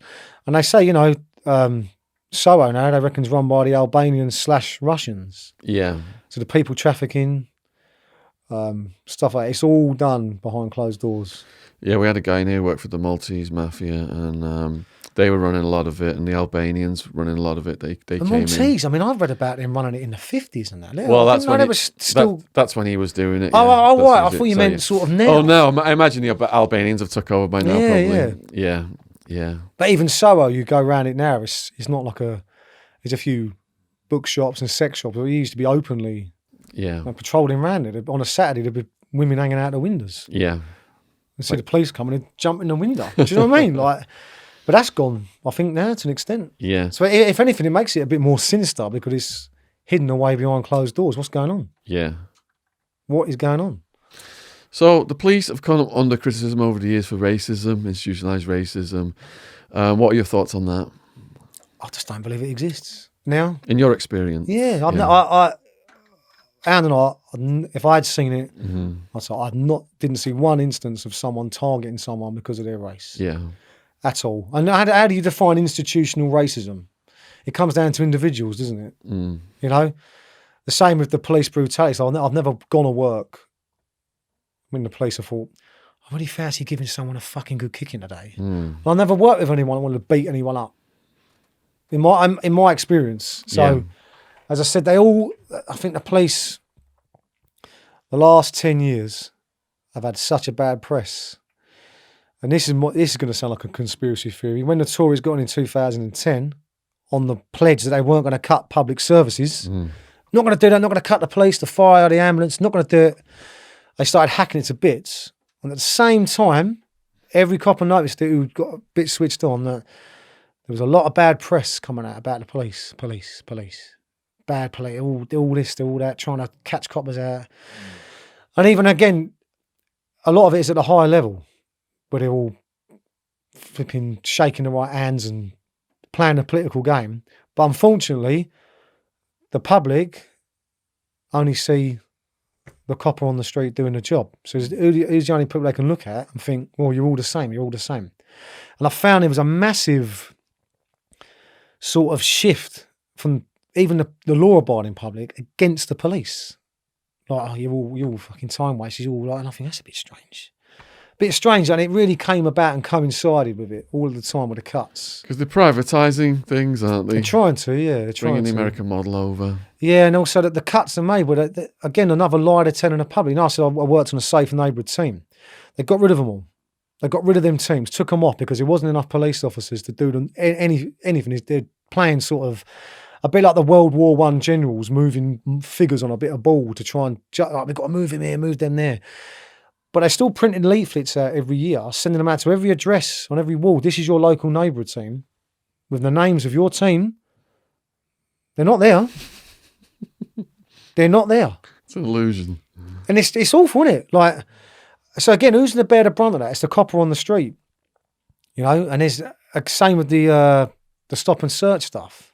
All ties in with the cuts and the rising crime. Like the commissioner at the time, Lord Hogan Howe, he's gone now, isn't he? He got that job because he agreed to do all the cuts. As soon as he came in, police stations getting shut, never to return. numbers getting cut, budgets getting slashed. Yeah, he agreed to do that. Okay, he used to do a thing once, I think he did them a couple of times a week, called commissioners' briefings. You get an email, like a lottery. You had to go in an auditorium, 200, 300 of you, and he would take questions from his officers and tell you what's going on. So got stuck. Go to one again. You could be out looking for crime, couldn't you? Yeah. So listen to that prat waffle on. So we're there, and he's chatting away, and he said, "We've got to cut." It was the big thing. We've got to cut, stop, and search. We're stopping the wrong people. We're searching the wrong people. You're not doing your job properly, basically.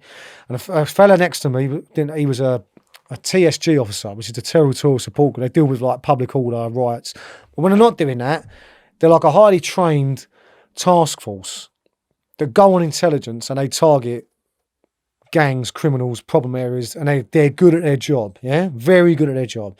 He stood up and said to the commissioner, "I've been doing this job for 16 years. He said, I've been a TSG for most of it."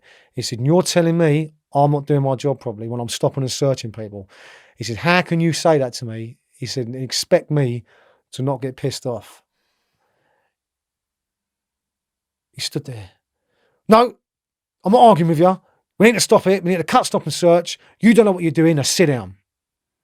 So I walked out of there. We all sort of looking around each other. I walked out there and thought, that's the last time I'll stop and search anyone then. So, and then he openly invited the public to complain against the police as well. Fair enough. If a cop has done something naughty, complain. But he said, I want the public to complain against my officers, put complaints in against my officers. You're having a field day, ain't you? You can stop anyone, put a complaint. So and it come to the point, the more busy you were as a police officer, the more you put yourself out, the more chance you're going to get getting a complaint. Because don't forget, Shaun, they can't make you redundant in the police because you're not an employee.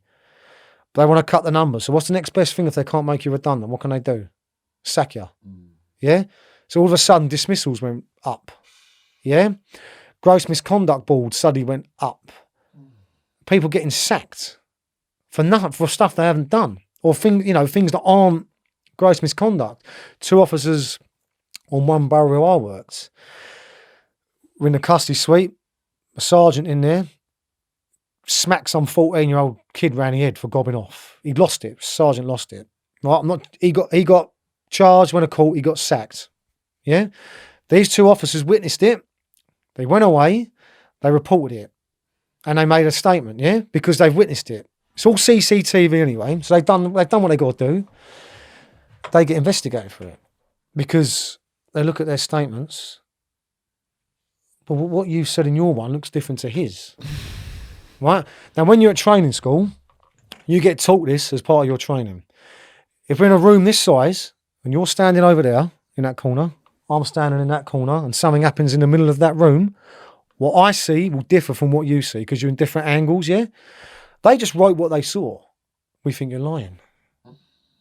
And it went on, and these things don't go on for a matter of weeks. This went on for months. When they get investigated, it went on for months, and they're shitting themselves, put on restricted duties where you're not allowed out to deal with the pay. You've got to sit in there counting paper clips or whatever mundane job they find for you to do. Everyone's saying, no, it won't go anywhere. And they've got the Police Federation, which is like the union. They have a representative working their case.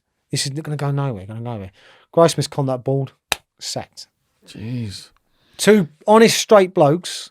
One of them I can especially say, I worked with him a lot. Ex-soldier. He was so by the book, he was bloody annoying. Sacked for lying, apparently.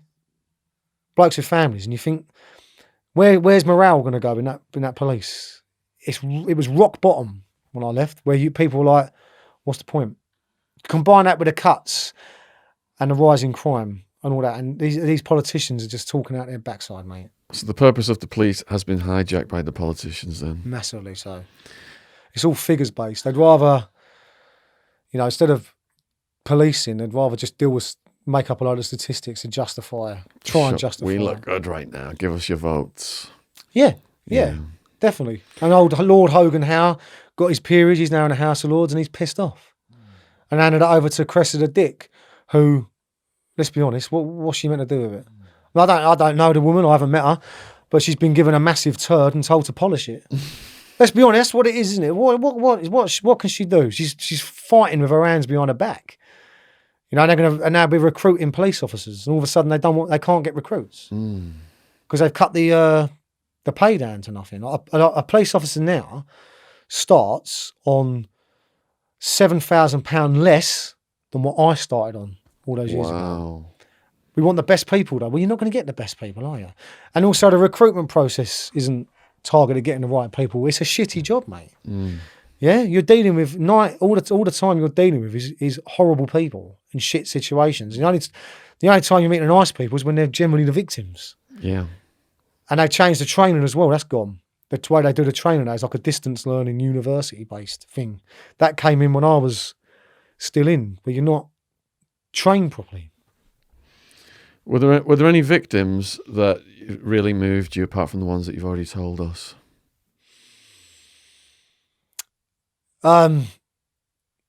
Yeah, one was I thought was bad. He was a transvestite fella. He was still a man, but liked to dress as a woman, and he lived on a shithole estate, and he was getting targeted all the time. And he was only not assaulted, but picked on, bullied, and you know, we all go in with pre-misconception. When you go in, you know, you think, but then you sort of being in a police talking a little bit, you look beyond the bloke dressed up, and he was a fucking scared victim, but also he was fucking quite brave, wasn't he? Because he still wants to go out doing what he wants to do, but he was getting threats to get killed and flat burnt out and stuff like that. That was quite sad because he was marginalised completely. There's only so much we can do because we can't identify who's threatening them, stuff like that. Yeah, stuff like that. That was quite. You look back and you think that was quite sad, really.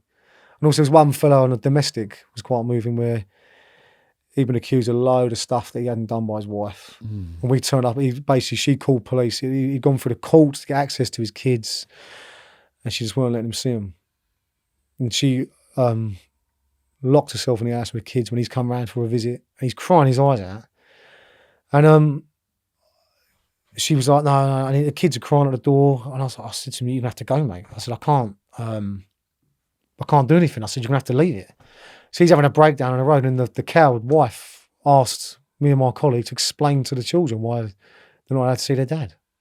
I just refused outright. I'm not doing it. I said, you agree? So there's stuff like that. It's horrible, like the emotional side of it. Like you do. But again, you deal with it and you come away from it and you have to forget stuff. Yeah. So you said she called in allegations that were untrue. If that happens and you find out, can you then charge her with something for like wasting your time? It don't happen now, does it? Doesn't happen. Again, is there any office to deal with it? Like I remember I did an attachment to the unit that dealt with, this is during my training, that dealt with rapes. And the amount of false accusations they get where someone will come forward and say, I've been raped, not even naming a suspect. And they investigate it and they get treated as the victim. You know, when a person is treated as a victim of rape, it's a harrowing experience. You know, they get taken to a specialist clinic where they get swabs taken from every part of their body. Like if you're a victim of rape, it's horrible. But these false allegations are made and they go for that process. It will cost money and time. Then they come forward and go, and they're just people like attention seekers. I was lying. They say they were lying. They come forward and go. After the test, it shows that they weren't raped. Not even much the test. Like the coppers know that she hasn't been raped because if a woman's been raped, there's going to be a lot of physical evidence, isn't there? Yeah. But I think the most I've heard in they get an £80 fine for wasting police time. I agree. So there's no disincentive. No. Again, if you had the resources there, you could probably charge people with it, couldn't you? Yeah. And deal with it properly. What about sad stories involving kids then?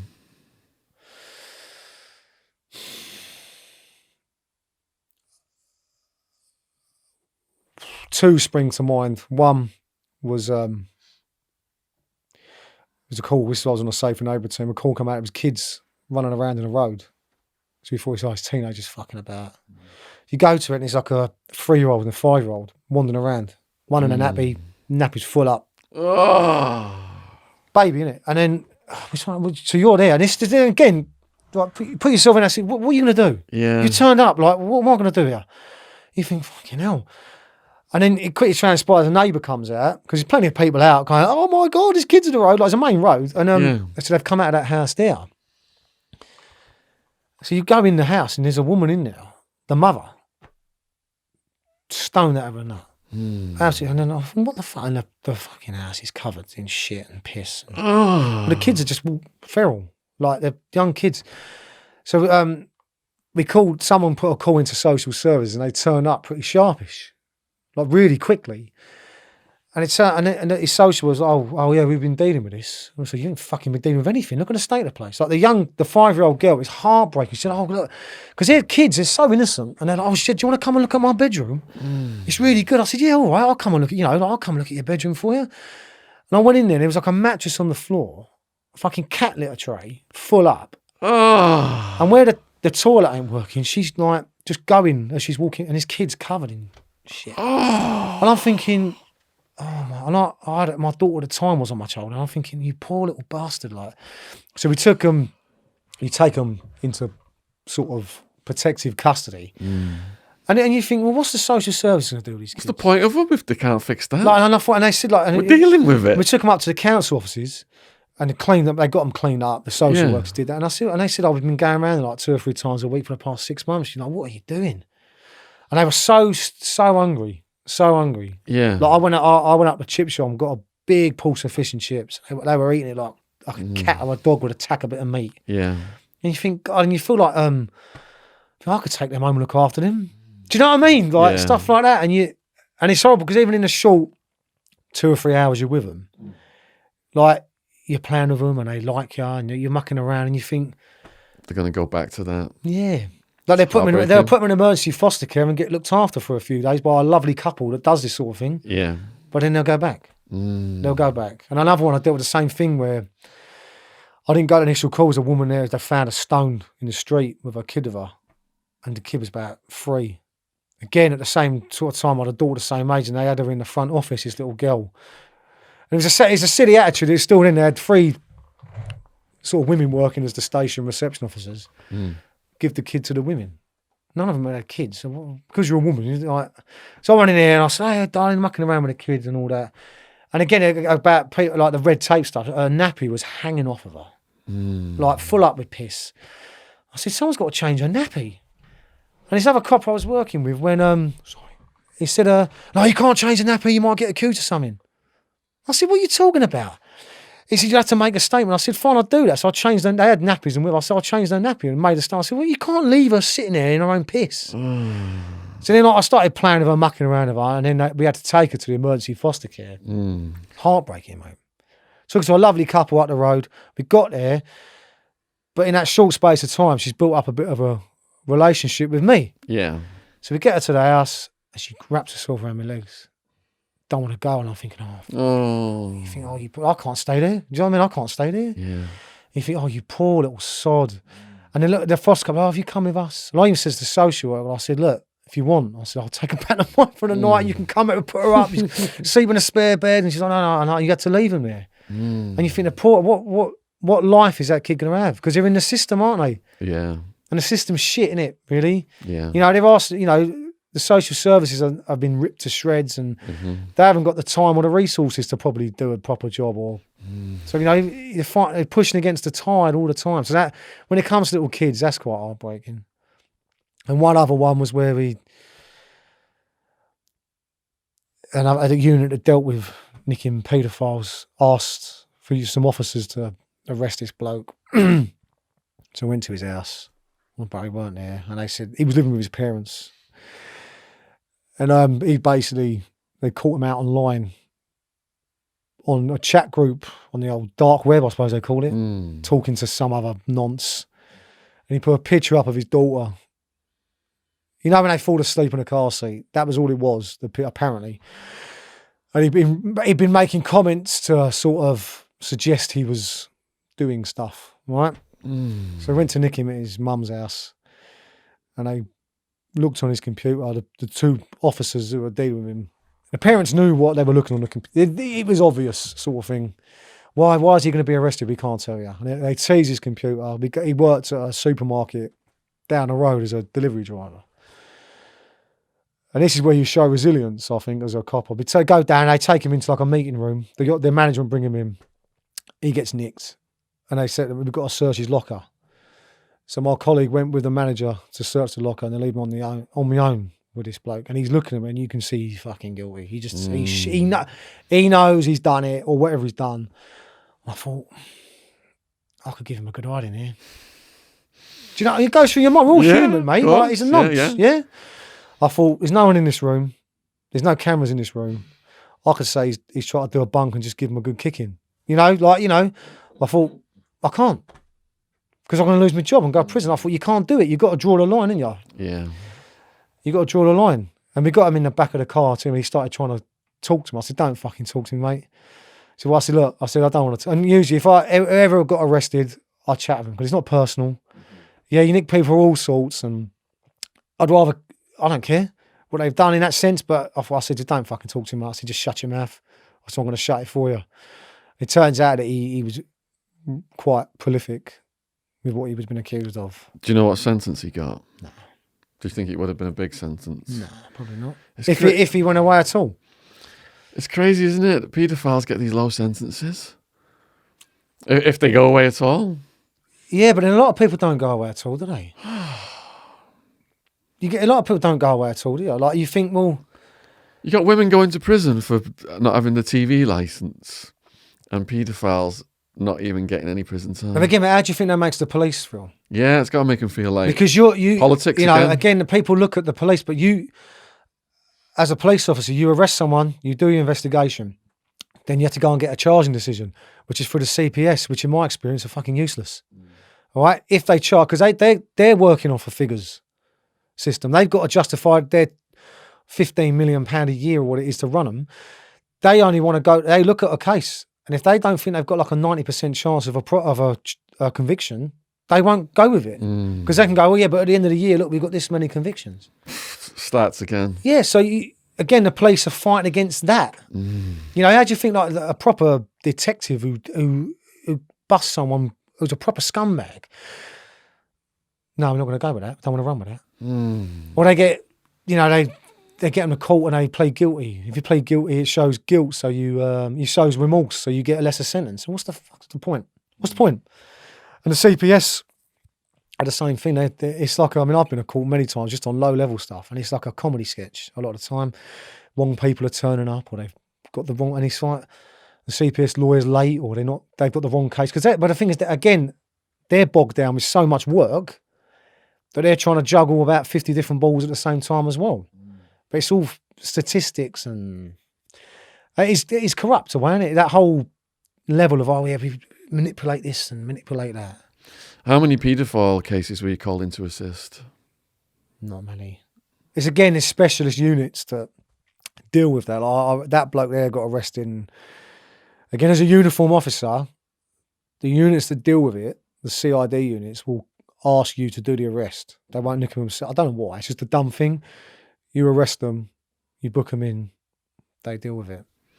Did you have access to guns, or did you work with SWAT teams? Me? No. Again, I wouldn't have fancied carrying a gun in the police, because I think you pull that trigger, mate, you are looked at as a suspect a lot of the time. And again, as if... Because there was the shooting, wasn't there, after that terrorist attack? The Brazilian guy, was it, in the subway? Yeah, the Menezes, yeah. Yeah. But then, again, look at it on the level of the blokes that went down into that situation were going on the intelligence they were given by the people up top. Again, you pull that trigger, you got to live with that. Especially if it is like that bloke was a complete cock up, that was an innocent bloke. You got to get out of bed every night and think about that. And two, again, like certain shootings, like when they shot the two, the ones that killed Lee Rigby in Woolwich, police up, shot them both. Didn't kill them. Whenever an officer shoots someone, it gets investigated by the IPCC or whatever it's called now. Yeah, it can go on for months and months. That was investigated within a matter of hours. No wrongdoing, because it's a terrorist related. Because they can't, if they start prosecuting coppers or dragging them through the investigative process for that, it's going to put coppers off shooting people, isn't it? They shoot someone else, they get dragged for the mill for months. So we recently had this, they shot the guy, didn't they, on London Bridge, What were your thoughts on that situation? Good, yeah. Shoot them.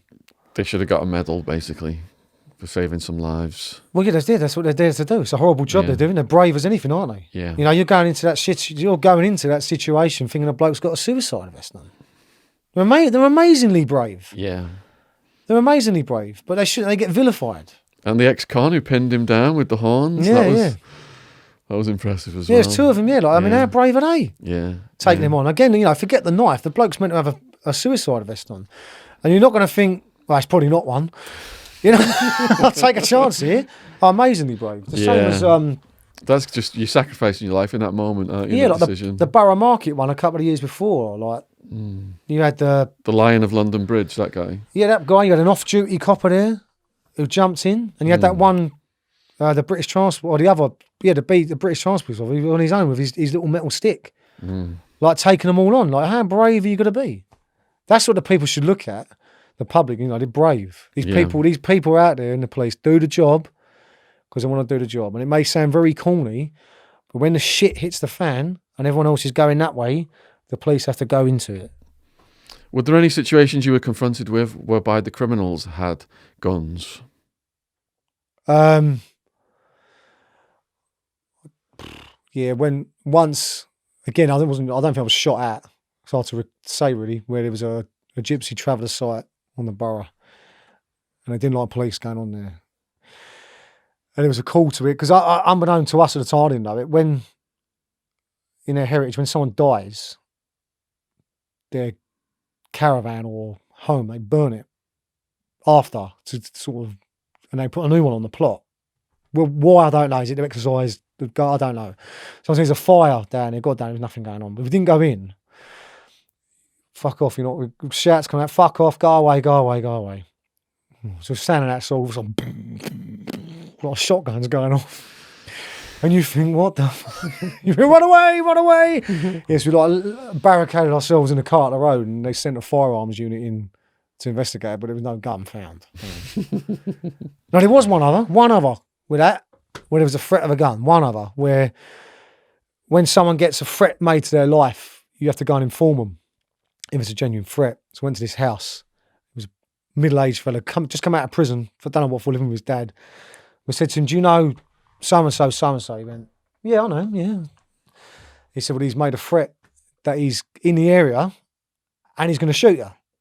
So we want you to come with us to a place of safety till we eliminate the threat. We can't make him go. He went, wait, if I can go in here, let him come round, I'll fucking sort him out.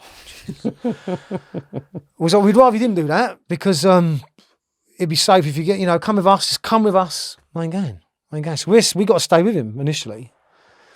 And he just moved in this house, big front glass with no nets up, no curtains. So we're all in this, it's all open, like a council property, looking out onto the road. So I'm thinking, oh God, this bloke, what are we going to do? Come with us. No. Any updates? Like, they're asking for updates. Is this bloke been caught yet? Has he been seen? Because he's apparently driving this car in the area. Blah blah blah. No, we're still just stay with him for now. Just stay there with him because we're working on it. I'm thinking, Jesus. And we're starting to talk to me and my colleague, thinking like, what are we going to do here? If he turns up, what are we going to do? And I'm thinking we're well exposed. I said to the bar, I said, you got any window cleaner? He said, what for? I said, have you got any window cleaner? He said, yes, you've got a rush. I said, right. So what I did, I sprayed it all over the window, thick, smeared it across like they do with shop fronts, just so we can have a bit of cover from view, sort of thing. If he turns up, we can look out the window. We're not like sitting there like sitting ducks.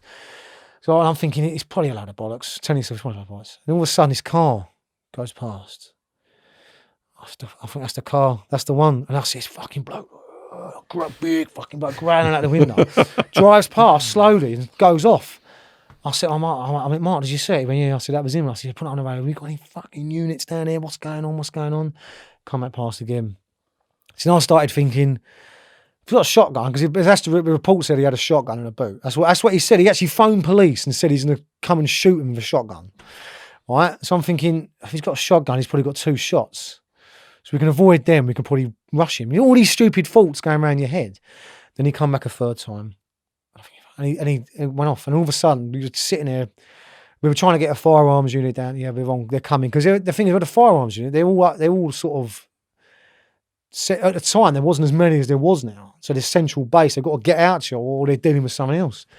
Then it comes up on the radio that this bloke's been nicked, literally round a corner, shotgun in the boot, machete in the boot. So it's a real thing, and you do shit yourself. I'm not going to exaggerate. You're sitting there thinking, what's coming on top here? Yeah. Are there any stories that you would like to finish with do you think that we've left out, or is there anything you would like to say to people watching this video? Yeah, back the police a bit more. Don't back the bosses and the politicians, but give the people on the street a bit more time because they deserve a bit more credit than what they get at the moment. But that's it. No, Shaun, there's hundreds more stories, but you ain't going to be able to fit them all in, mate.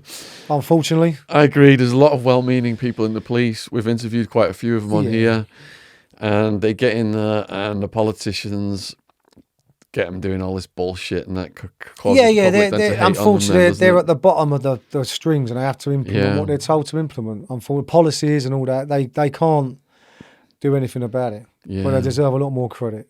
I said the people that slag off the police will be the first ones to hit the 999 button when they're in trouble. Yeah. And they'll still get the help of the police. So yeah.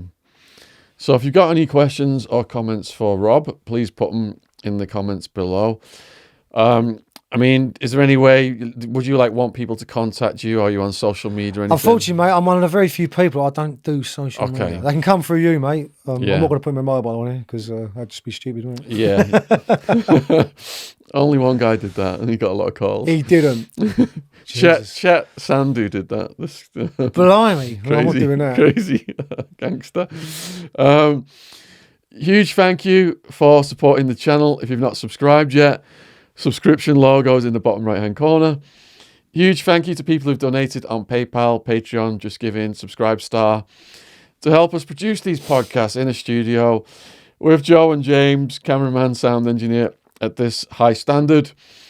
And I've got a good way to finish this one, actually. But don't break my arm. You mentioned about these people with knives coming at you. You're going to stab me, are you? So if I've got a knife then, I'm coming at you. Slowly then, without ripping my arm off. Oh, really? How would you stop it? Well, what I'd do in real life or get taught? Straight.